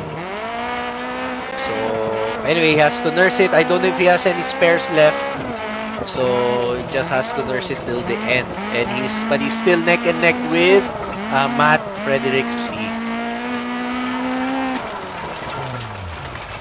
Whoa! Oh no! I think he fixed his tire. Stop to fix. Alright, now for Matt Frederick C. Wow, now I'm having a good look at his rig. I like his rig. But his car smooshed up very, very horribly. Oh dear.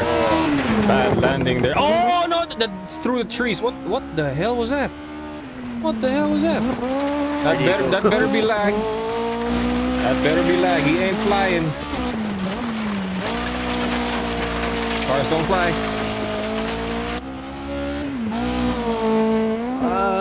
Yeah, but these cars aren't really designed to.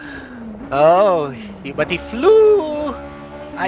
That's the difficulty again of this stage. You have to, there are crescent jumps and then sudden turns, and to land really, the landing part is something also I don't understand and completely master.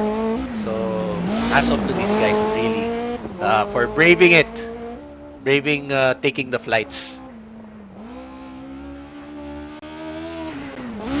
And we have some guys finish already, I think. On top of guys. Finishes. Oh man, this car looks very, very poorly. It really. Oh man, that will take thousands and thousands of pesos to fix at the body shop. But he's still able to handle the car and drive it spiritedly. So Matt Fredericks is still hopefully enjoying. It's still driving it quite well. Calm at it as well. And O'Neal malabanan on the ditch. Oh my God, riding the ditch. I think he was able to change his tire during that time he parked his car.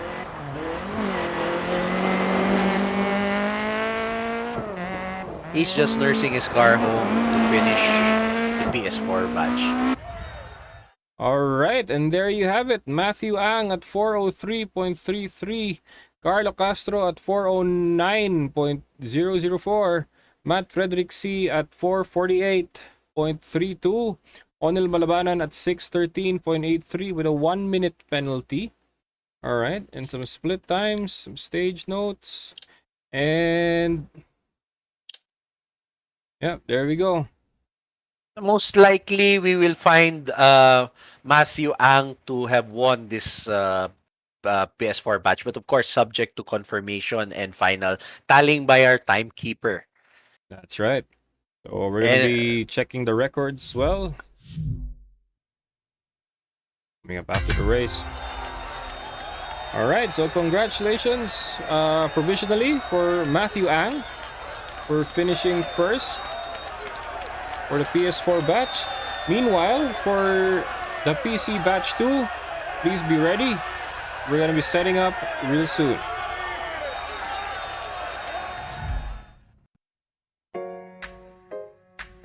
All right, so that's the PS4 batch. What can you say now that you've seen Matthew Ang? Chang is good. He's definitely good.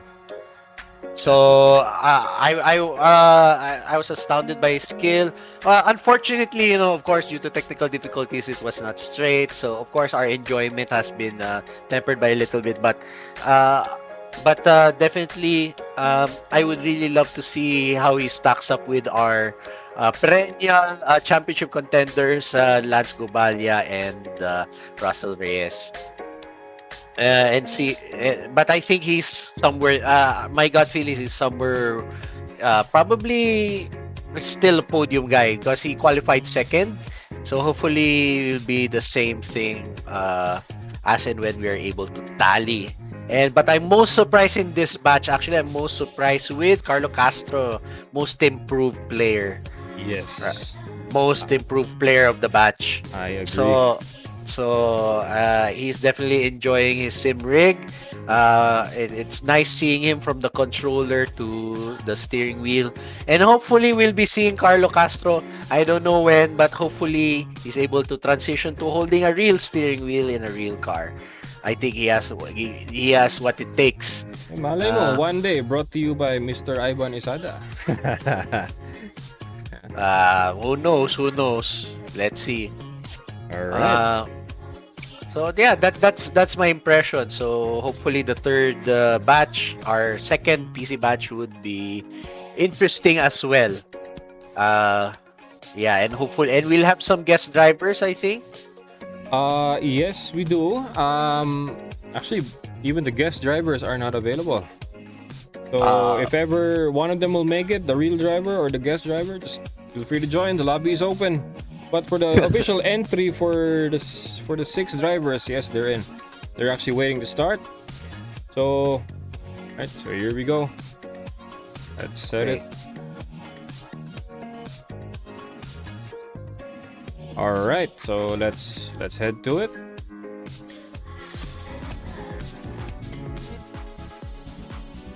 All right, so let's introduce our drivers. So for the PC batch 2, we have Vic Dodalo, and we have Kenneth Morales, And returning drivers as well, Paul Ryan Lopez.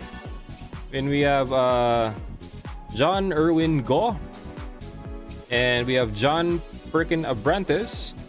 And one of our newcomers is Vertix. This is Gabriel Ching Cardenas. All right. Oh, Gabriel Ching Cardenas, I want to see you. I think you are the guy with the Alpine. So good luck to you. Okay. I'm literally praying for you. I hope you survive because you're gonna be getting this one going. All right. So, gentlemen, get the stages going and good luck.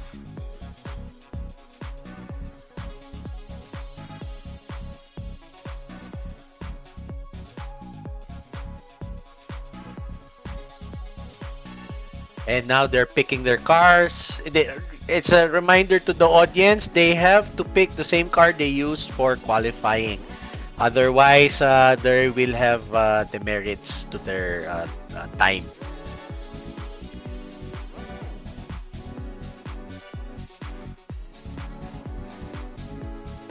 First stage for Finland. There we go. Okay, the Alpine, the Escorts, and a Cadet. So all 4 kinds of cars are here. Well, no, they don't have the Fiat, but no. we've seen the Fiat in the other ones. batch. but this is the first time we'll be seeing the Alpine. I see. And there are 2 of them, Paul Lopez and who's the other guy? Ching Cardenas. Ching Cardenas. All right. And for Ching Cardenas and for John Erwin Go, this is gonna be their first time to be competing on an AAP live lobby. So actually, they're one of the first few who shared the stream. Actually, so man, guess these guys are nervous and excited as well. As some drivers are actually starting to sweat right now, just doing a preamble right here. So. Man, talk about excitement for these drivers right here. All right, so it's now down to Paul Ryan Lopez, just doing some few changes. Hopefully you get the right tires, because soft tires on just a sprint stage can actually get pretty worn out pretty fast. If you're willing to gamble on that, be my guest. There you go. Starts 34 left long into 6 Who are right, we into watching? 4 of a crest. So this is Vic Nodalo. All right. Number 23 on the Opel Cadet. It's like the memorial run back in the day. 5, 4, 3, 2, 1, go. And there we go. Vic Nodalo starts the PC Batch 2. Vic Nodalo again is part of the Nodalo Racing family, and this is the car, or at least the Gemini, was the car used by the late great Paeng Nodalo in winning rally championships in the Philippines under the Nodalo's racing team. And we're seeing him again. Actually, Vic J is a pretty good driver in his own right, and he's a gem of a guy also. Yes, he is. So he's doing quite well so far. I mean, it's still less than a minute so far, but he's doing quite well so far with his pace. All right, looks like it's a battle for P1, P2, and P3 right now, Wejan. The ticker is going crazy. That's awesome. That's awesome to see. All right, and check out who we have on P1. This is Gabriel Ching Cardenas. And he's using the Alpine, the most difficult car to use. As you can see, he had to manage the twitchiness of the car. In the H2 class, the Alpine is actually rear engine. It's like a Porsche. It's rear engine. So it's quite tricky to drive, but if you kind of know its quirks is actually it's the very very light car, and it's actually ranked second in this category, behind the Escort. There you have it. And he's literally flying using the lightweight of the car and the additional maneuverability that the new engine platform provides. Okay, he's tapping on the brakes heavily, look. Oh, the bad landing there. Gotta recover that. There we go, a nice recovery there. Man, he has a huge buffer right there. Ching Cardenas is actually nearly 3 seconds ahead of Kenneth Morales. And as they're heading over to P2. Kenny boy, Ken. There we go. What happened? There we go. Mukhang di naka windowed borderless, but hopefully it's okay.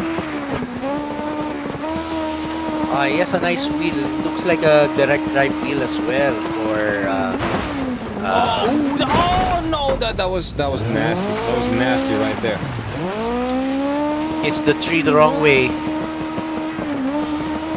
A nice rig by Kenneth Morales. I like his steering wheel combo.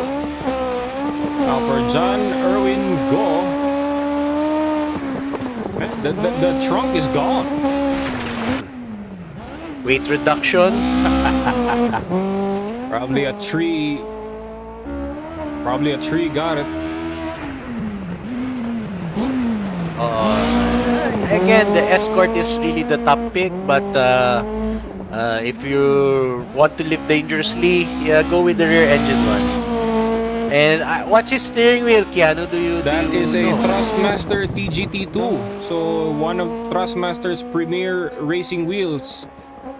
Damn, I didn't expect. This is actually the first time I can see a Thrustmaster TGT2 being used for. Oh no! No! Oh dear. Man. Oh man, he went too hard on that corner. Must have missed the brake point right there. Oh man. Really, his car saw. Oh, he's riding too much on the ditch. Riding it.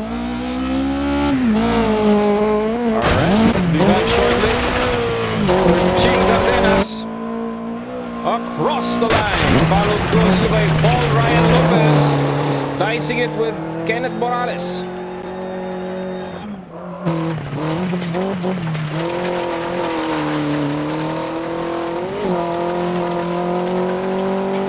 And across the line, followed closely by Kenneth Morales and Vic Nodalo.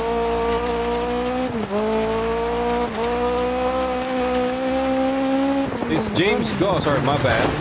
James Serwin Go.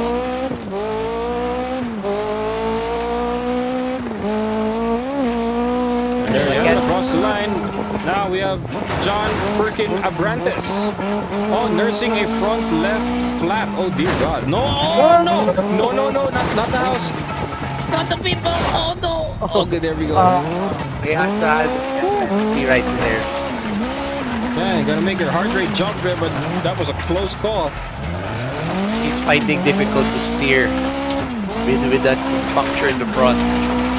But he's a guy. I think this is the first time I'm seeing a guy in this championship. Oh, he hit the Jeep over there. Oh no, he had to reset some more.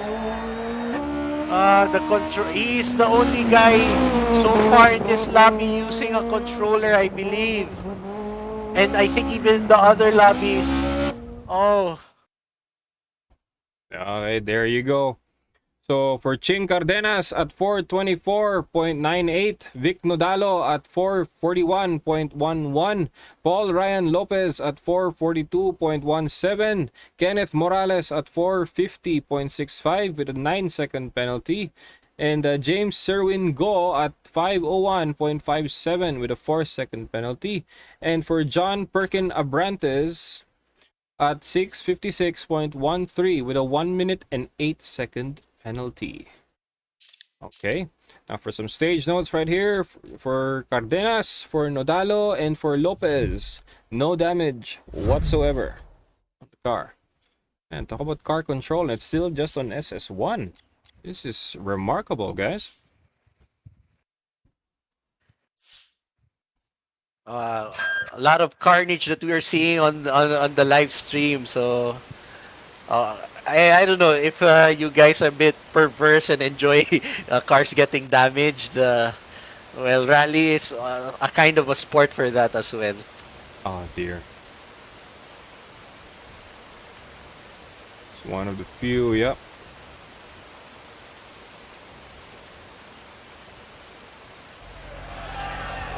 $150 over bumps. Everyone is getting ready for the second stage.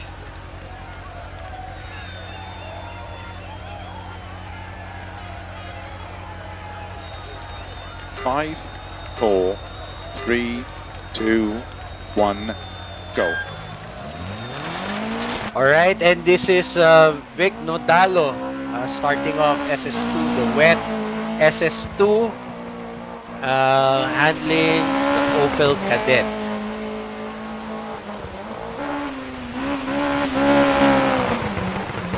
Really, oh, is that lag over there in the live stream? But yeah, I think it's lag, but definitely the wet is there's lag, serious lag over there, slowing the stream down. But regardless, we're still able to see the progress and the prowess of Vic Nodalo as he handles the Opel Kadett, Isuzu Gemini in this treacherous, muddy, rainy weather. That's right. And check out who we have on P1.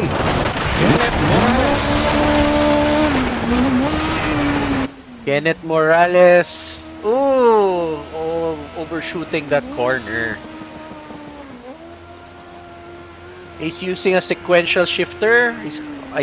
Yeah, he's using a sequential shifter. Yes, he is. I can't quite recall what wheel he's using, but it's not a wheel I know. It's not a wheel I've used before. There's a light on the top of the steering wheel. Interesting. Ooh, not even sure if this is a DD or I have no idea. Maybe let's get the audience involved. Guys, can you identify what wheel this gentleman has? Flashing lights. It reminds me of those rubber shoes that light up when you step on it. That's right. Good old days. Now for Gabriel Ching Cardenas on P2.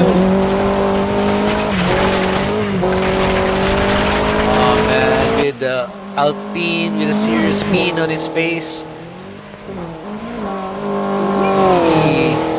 Balancing the oversteer tendencies of this car. Whoa! Whoa! He was lucky there, missing the trick. Barely missing the pole there. Oh man, so close. Two close calls in this stage so far for Jake Cardenas. Ryan Lopez as he chases down Vic Nodalo for P3. Oh man, if you were able to take a look at the in-car of Paul Ryan Lopez, you'll be amazed. I don't know how is he doing it, but anyway.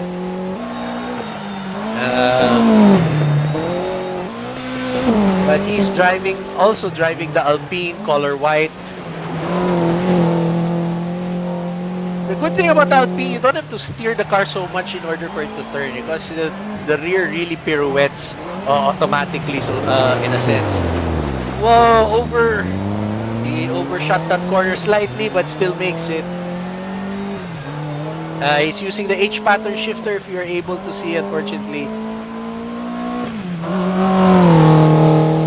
Oh man, this is a lightweight featherweight car. Supposedly the weakest car in the H2 category. Oh no! A spin out right there. Oh dear God. Okay, reverse it. Okay, this is good enough. He's back on the road. That's really the problem with this car. It's kind of unstable. But actually, it's just how you drive it. Oh, looks like we have a finisher as well. And Vic Nodalo across the line. Oh, he's hitting some spectators there. Gotta be careful.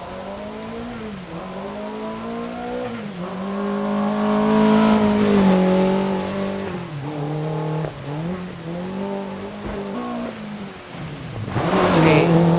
Paul Ryan Lopez about to finish. There you go. Now for John Perkin Abrantes across the line. Followed closely by James Serwin Go. Across the line as well. Now for Kenneth Morales at 354.37. Ching Cardenas at 359.45 with a 4-second penalty. Vic Nodalo at 405.87. John Perkin Abrantes at 432.50. Paul Ryan Lopez at 434.30 with a 4-second penalty. And James Serwin Go at 440.98. Okay. Not bad. Here are the split times. Here are some stage notes. For Cardenas and for Nodalo, once again, no body damage whatsoever. That's how you do it, guys. Keep it clean. And talk about car sympathy right there.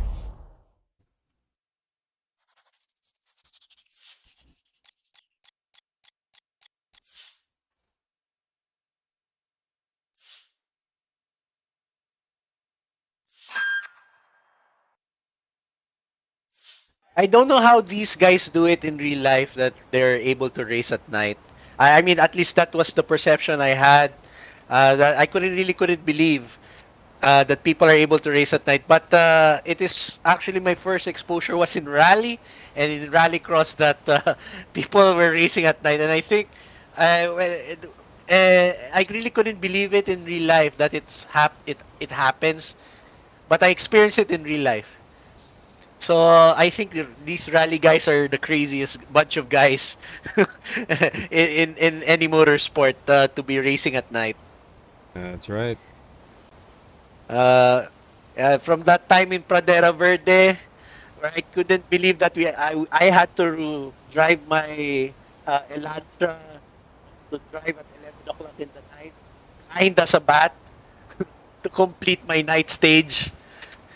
And also coming quite recently to Subic for the first round of the rally sprint, where all the racing was done at night.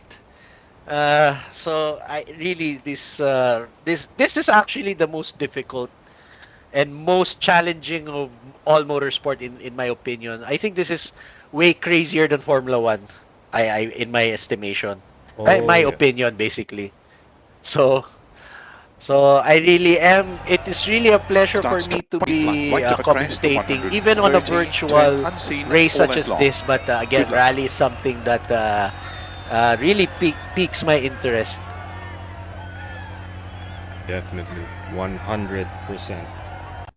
5, Make it 3, 200%. 2, 1, go. Here we go. Vic Nodalo starts SS3 for the PC Batch 2.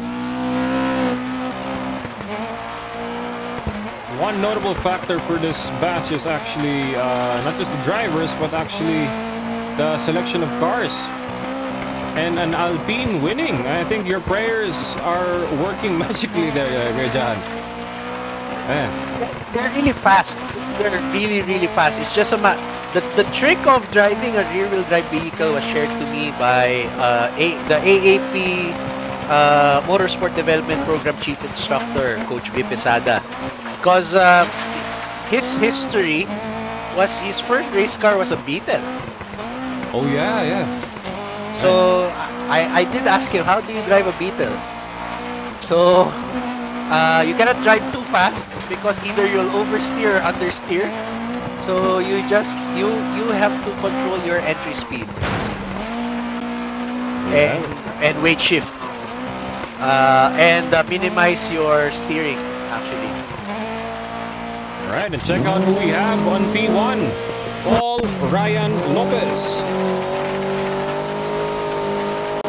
Oh man, look at his inboard camera, man. I don't know where did he attach his cell phone or whatever. I'm thinking it's on his head or on his body. No, that's a pole. That's a terminal damage right there. You could see his frustration. Oh my God. Oh man, that is nuts right there. Oh man. Oh no. Oh man. The commentator's curse focusing on, well, statement for the drivers, I'm sure it's very frustrating. But and now on P2 we have Gabriel Chin Cardenas.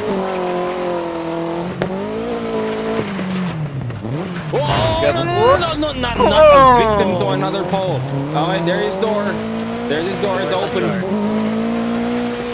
His door is ajar, unfortunately. Oh no. Oh no, it's closed. It's fine. Again, you've studied the Alpine, how the steering is, you know. He's only making tweaks, minor adjustments. It's not a lot as compared to the Escort, as compared to the Cadet. He's just sliding it. He's just sliding it there, Kuya John. Yeah, that's the thing. It will still slide. You have to slide it, of course. Remember. Oh, not that. That was close. No, he had a good margin there. But see, the car immediately oversteers because the weight is there. So that's the beauty of the rear engine platform, is that, you know, you just have to shift the weight, it turns for you. So it's actually easy if you think about it. But if you try to drive it like a understeery rear-wheel drive car, it's really a devil's, it's like the devil's workshop, definitely. It's so difficult. That's right. But if you know how to drive it, you drive it sedately. It's a very fast car, an easy car to drive. But again, you have to manage your entry speed. You have to be absolutely confident and competent. That's right. Up next, John Perkin Abrantes. And on an Xbox 360 controller, I believe, on Dirt Rally 2. Man. Talk about Microsoft gaming right there. Not bad. The Xbox controller pretty well suited for. Oh no, that is nasty, man. That is a pole on the. Oh no, there it is. Good John, take a look at the front left tire. It's flat. It's wobbling now. The alignment is gone, man. Oh man, he made his car a letter C. Taking right turns would be a challenge for you with that wobbling with the front left tire. And you gotta nurse this for 2 special stages if you wanna get to SS5 with the service part. That's unfortunate. That's unfortunate for John Perkin Abrantes.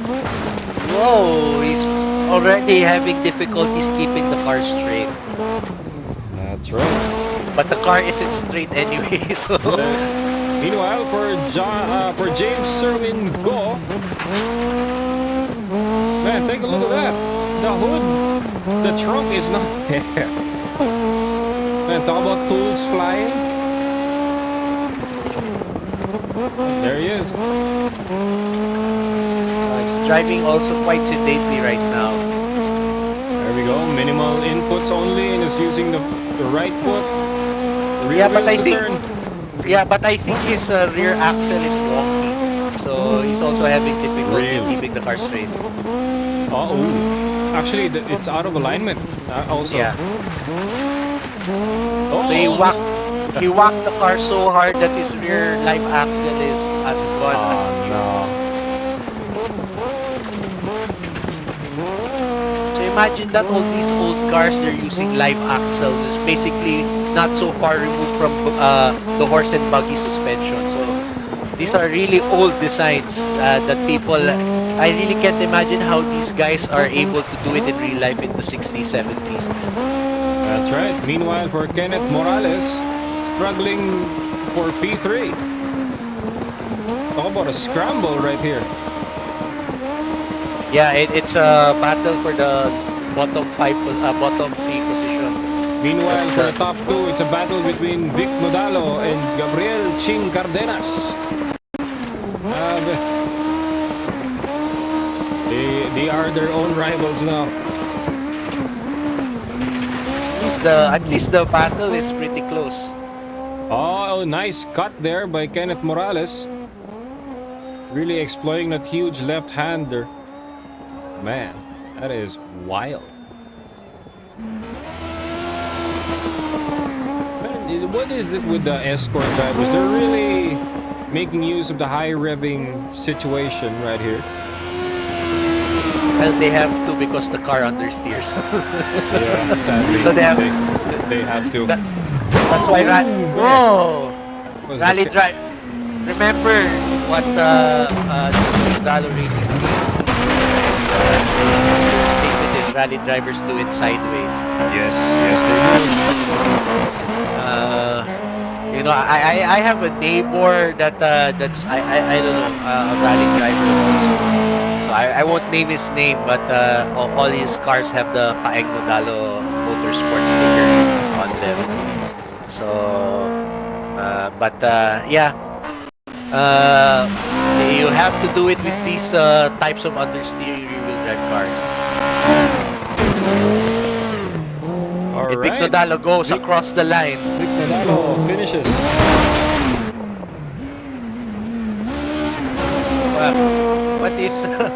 What's he doing? He went off the road. Whoa. Is that a terminal damage for one driver? Oh, and man. no lights for Kenny Boy. For Kenneth Morales, barely any lights. Oh no, there is still.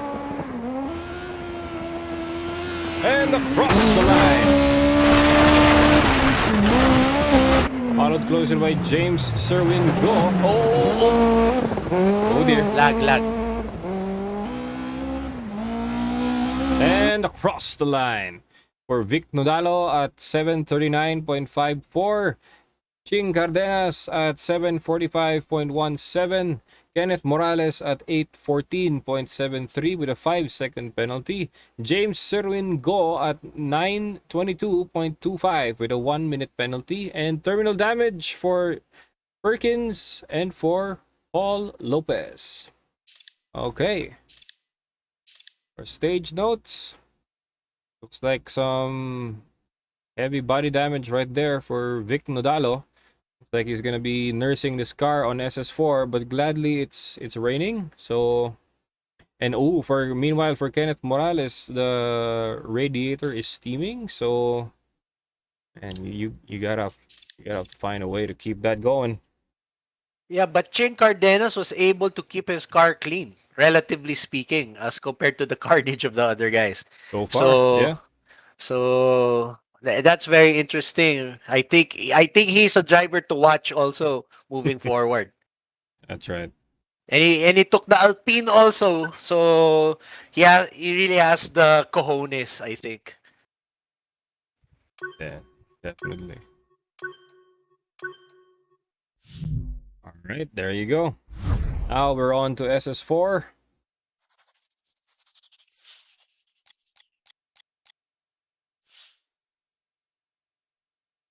Unfortunately, they're unable to service their car, so they have to run with their massive damage for most of them. So it's a battle of survival in this most difficult stage at low light conditions, in rain, in mud, and all the jumps that Finland has to offer. Oh yes. So let's see how they tackle this Starts 20, major flank challenge. right of a crest, 130, turn unseen, 4 left long. Good luck. All right.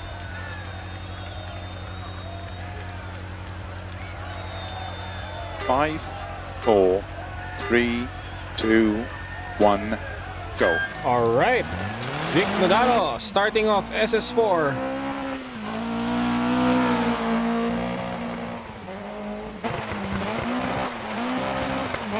Remember that Vic Nodalo's cars suffering a wheel wobble, so his car is not gonna be 100% running straight.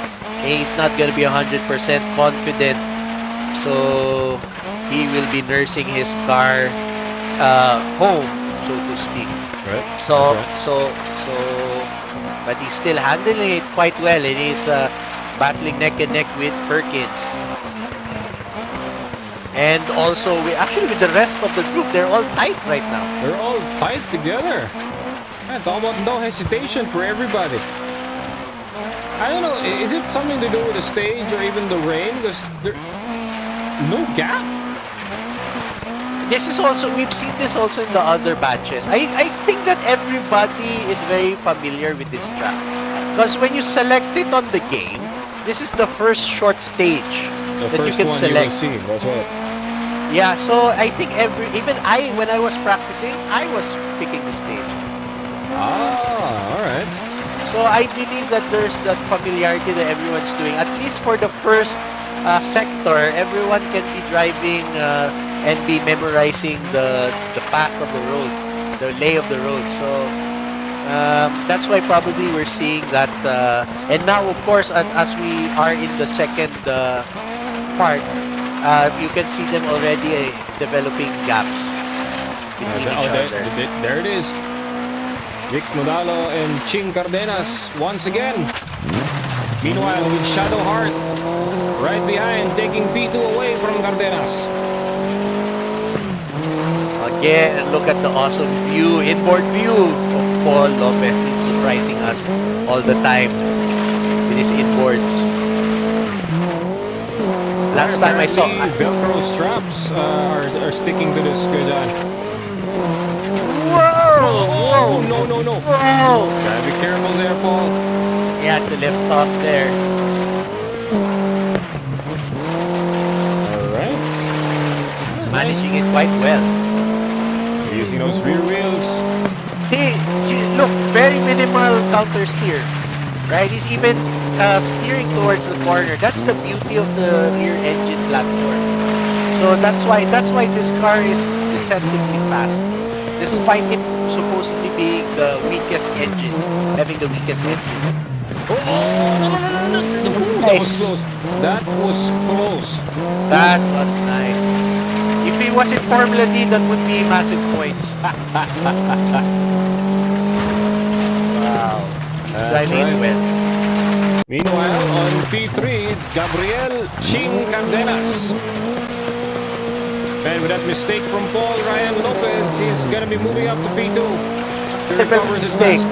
Similar mistake also by Ching Cardenas. So again, these Alpines are really oversteered. It's just a matter of managing it. So, but these two guys are managing it just fine. Definitely, that's right. Okay. Nice landing. This one's a big jump. That's a big one. Oh. Okay. They're still fine. I think he slowed down. Did he slow down there? He did. Oh yeah, Meanwhile, very for good. Vic Nodalo, he's just flying right here. Was the flying finish. And Nodalo across the line.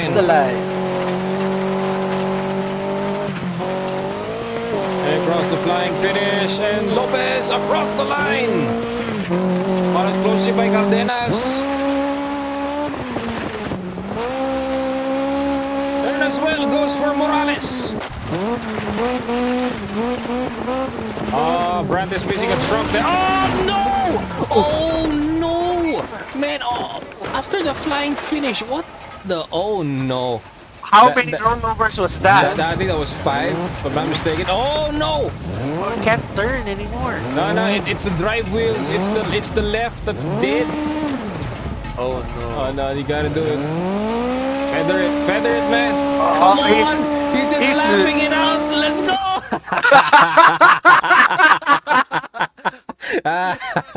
Nicely done there. Vic Nodalo at 358.10. Ching Cardenas at 409.54. Paul Ryan Lopez at 411.60. Kenneth Morales at 416.50. James Serwin Go at 449.78. and with an 8-second penalty. And John Perkin Abrantes at 5:47.88 with a 1-minute penalty right there. Okay, so far this is SS4. So see what we got so far on the event times. Ching Cardenas is leading by 5 seconds, if I'm not mistaken. I think Vic can do it. I think he can. I think he can surmount the 5 seconds. He's going faster stage by stage. He took a stage win, if you notice. Yes, he did. So he just has to be consistent, even though this is a short stage. But the thing is, they're gonna be able to refresh their car and swap over to fresh tires. Hopefully the softs. So it's honestly everyone's game, but of course we'll be rooting for Vic. We'll be rooting also for Ching. Of course, I mean it's everybody's game after all. We can also tell. We can't really tell who's gonna be finishing. You know, anything can happen in this race. So yeah. And I'm just amazed how these guys can handle the cars with such finesse. Right? I mean, using a rear wheels to turn, showcasing a Scandinavian flick. I mean, that is a spectacle right there, John. Don't you think? Yeah, but you know, on one hand, it's amazing because again, to reiterate, it's wrong wheel drive. It's not the right. It's outdated. It's old, right? It's only good for trucks, right? That's right. So, but the thing is, that's what they used to do. That's what they used to drive in the olden days. And but on the other hand, also, again, advice from mentors. It's how you honestly drive the car, or what you expect from the car, or how you manage the car. Whatever platform, whatever drivetrain, you have to drive it the same way. Into flat left. Not exactly the same way, but yeah, Caution, the car has 50. to move the same way.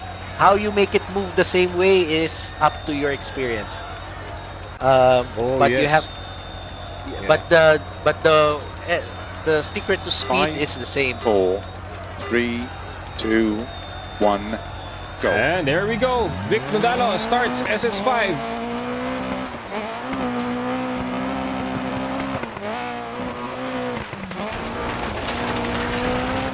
Yeah, he has to saw the wheel some more, as compared to the rear engine one. Too much on the outside there, Vic, but you're still Here on the comes road. the right hairpin turn. See how he does it. Whoa, slow, but it's good. It's good. It's good. Conservatively done. It's all good. Conservative. That might actually be faster. Actually, yeah. Sometimes. I mean, But the check bar- out the new guy on P1. It's Kenneth Morales.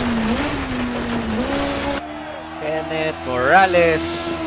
Oh, he still has a smooshed car. Unfortunately, he was unable to completely repair his car at a certain I guess performance was given priority than cosmetic. Oh, Scandinavian flick right there. Oh, but he's gone wide. I get it. Nice recovery there. All good. that would be the highlight. But anyway, he still managed it. Of He's course. still on the running. Of course. Meanwhile, up next, we got P2 with John Abrantes.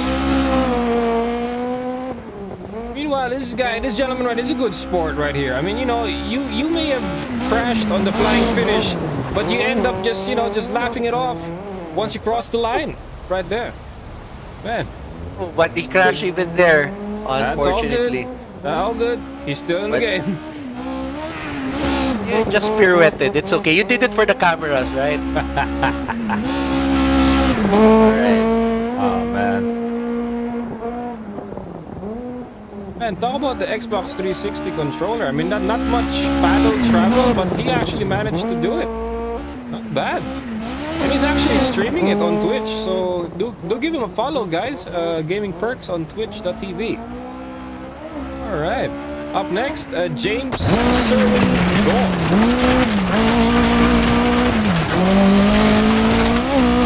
Again with his pushed up escort.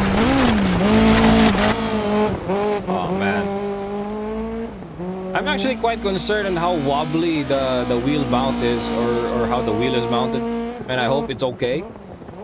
Or maybe from the wild rally actions, the wheel has gone loose. I hope not, but yeah. Is this a direct drive? No, it's not. It's a belt-driven. It's the newest one, right? It's the newest one of Crossmaster. The second to the newest one. The T128 is actually out now, so yeah. It's the one before the T128 came out. Actually, Richard Arao is watching. He can help us confirm, so go for it. He had to reset. He had to reset the car. Meanwhile, on P5 for Paul Ryan Lopez. He has enough ground to cover if he wants to catch up to John Perkin Apprentice. Oh, no! Oh, no! That is... Oh, dear. That is nasty right there. Yeah, no, every time we're like changing the cameras to these guys, they're getting into accidents, man. Maybe they're listening on stream. Maybe that's the reason why. Meanwhile, for Ching Cardenas, he's gonna be nursing a flat front left tire. Oh dear. That's tough. That's tough. Talk about anything goes. Oh no! Oh no. You can do this, Ching. You can do it. Meanwhile, check out who is on V1. Kenneth Morales.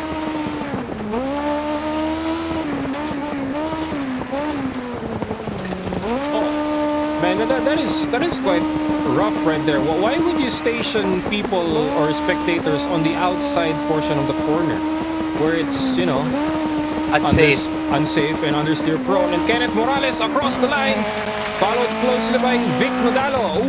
No more driver door and left fender, but he's still going fast across the line. All right. For Perkins, all finished. For Perkins James, is third. Yeah, Perkins is third. Meanwhile, for Serwin 98, James Serwin Go. He can do it. And across the line. Meanwhile, for Shadowheart, Paul Lopez across the line as well. Ooh. Meanwhile, for Ching Cardenas, nursing it on three wheels. He can do it. And across the line. All right, for Kenneth Morales at 427.97, Vic Nodalo at 439.79. And John Perkin Abrantes at 441.32, Paul Ryan Lopez at 503.65, and James Serwin Go at 507.93 with an 8-second penalty. Gabriel Ching Cardenas at 517.96 with a 4-second penalty. Alright, and here are the event times, and there you have it. Kuya Jan, after one special stage, Vic Nodalo wins the second PC batch lobby. There you have it. Consistency is key. He took it slow and steady while other guys are making mistakes. And Vic Nodalo takes check it out right there. That is a spectacle finish right there. He has no driver's side door.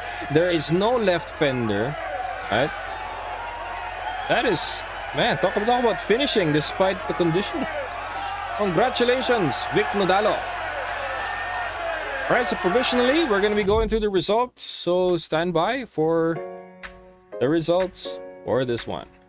Grabe, Kuya Jan, how was that? I am in shock right now. What just transpired over the last 3 batches that just run. How was it like for you? I liked it. The second PC batch was a rollicking ride. It was really topsy-turvy with a great barrel. Scores. I think it was Perkin. Yeah. Yep.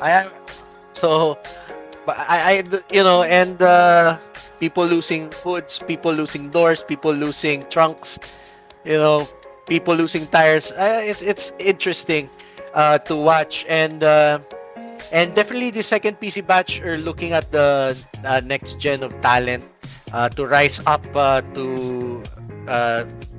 for us to watch more. Seeing the talent of Paul Lopez, seeing the talent of Perkin has been with us. Ching Cardenas is new.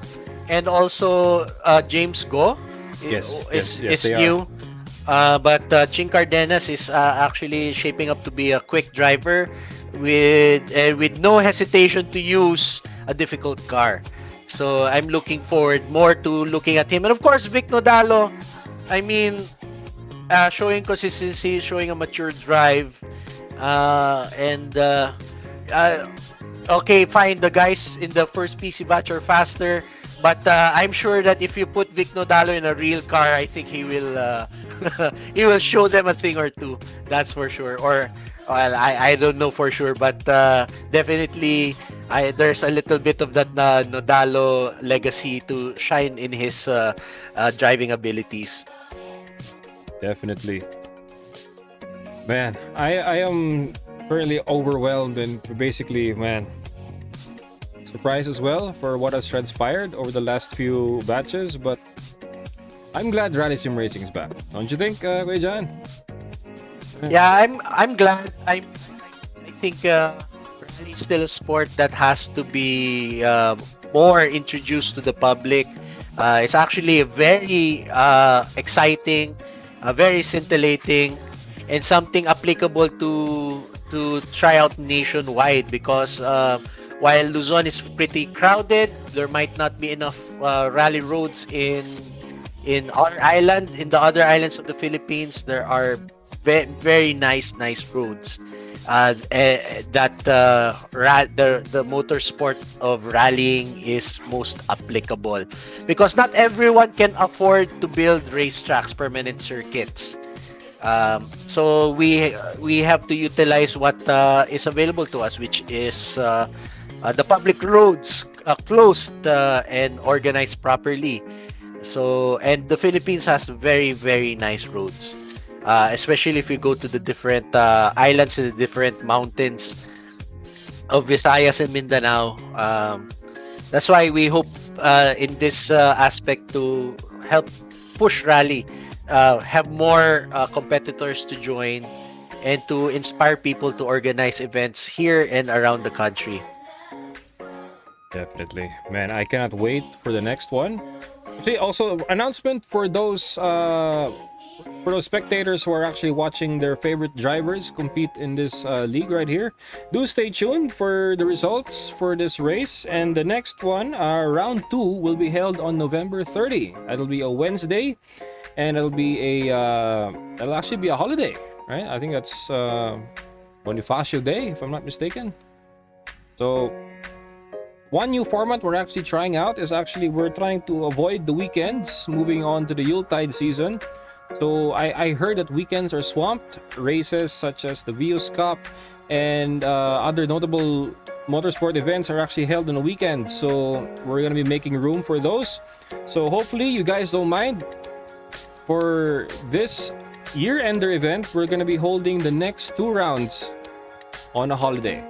Alright, so round 2 will be on November 30th, and round 3 will be on December 8th. So hopefully you guys can make it. Hopefully you guys can block off the schedules. Hopefully you guys can join us, because a lot of stages will be in store for us. And lately, we're going to be using DLC tracks. So a break out of the ordinary. So yeah. And next one, Kuya Jan. Grabe, leg 2, if I'm not mistaken. It's gonna be Group A. Wales. Yeah. None. Wait, let me check. Check again. There we go. Yep, I got it. It's gonna be on Scotland. Scotland. Okay. So yeah. It's gonna be Scotland and Group A. And for December 8th, we're gonna be going to Monaco, Monte Carlo, with the 2000cc cars. So, wonder who'll be bringing the huge sedans or the hatchbacks. We shall see how they'll fathom the slippery stage. All right. I'm sure these guys can handle it. I'm pretty sure. Yeah. I mean, 1, it's 4-wheel drive. And 2, it's gonna be varying conditions as well for wet snow and even for dry stages. yeah, so to those who are asking how to be driving on those conditions, well, one is going to be adapting to it, and another one is to know what car you have. That's another one. And yeah, so looking forward to how this year-ender special will be like. Because one thing is for sure, this will be continuing more on next year. We'll be introducing more gimmicks as well, and more variations of how rally sim racing is going to be like starting next year. Right? So yeah, I'm actually excited for the drivers who'll be participating on the next round, and who knows, maybe from the spectators who are watching right here, maybe you guys would like to give a try on rally sim racing. So just let us know. The signups are still open as always, and just make sure you have the game, make sure you have a platform that can confidently play the game, and we'll get started. Also, I would like to apologize to the viewers out there on the PS4 mishap right there. Apparently it was an overheat problem. It's all good, all resolved. Man, I guess you're right there, Kuya John. Pretty much anything can happen. Can never tell. Didn't even expect it could happen. Yeah. Yeah, but that in real motorsports, that also happens, you know. So mishaps, foibles, whatever adjectives you wanna use. But that's part of racing. Nothing is perfect. It's just how you handle in the situation. So that goes for our drivers, and that goes also for us, the organizers. All right, so on behalf of AAP and Mr. Ivan Isada, guys, I would like to thank each and everyone who watched from start to finish, right? And also the drivers who raced their heart out, and of course to Mr. Jan Kalam, who is with me here tonight. So, Kuya Jan, thank you for being with us on the stream, and for always, being with us for Rally Sim Racing as well. Thank you for having me. It's my pleasure. And to all those fans who are raving for Rally Sim Racing, guys, not to worry. November 30, gonna be a few weeks from now, but at least, who knows? Those who will be setting up, those who will be upgrading, this whole window is your time to do it. All right, so thanks again, guys. We'll be concluding round 1 for tonight, and those who are awaiting the results, stay tuned. We'll be actually finalizing those provisionally for now, and just a few days, or maybe in a few hours later, we can get the collated results ready. So, all right. So, thank you very much, guys. We'll see you on leg 2. That's November 30th. Same time, 6 p.m. we start, and we'll be going shortly. So, thanks, guys. We'll see you on round 2.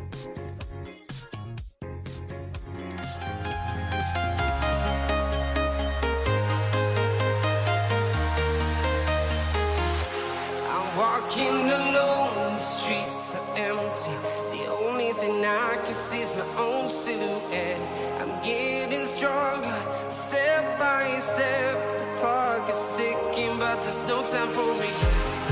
I've been flying from town to town, from London to Taiwan. I've been all around the globe, trying to protect your soul. We are heroes tonight. We will fly above the sky. We are heroes tonight. Yeah.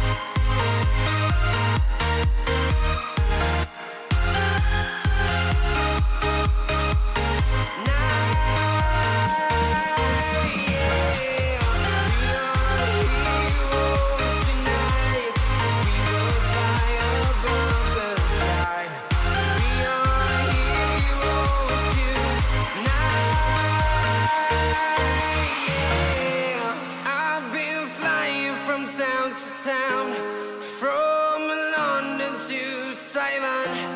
I've been all around the globe trying to protect your soul.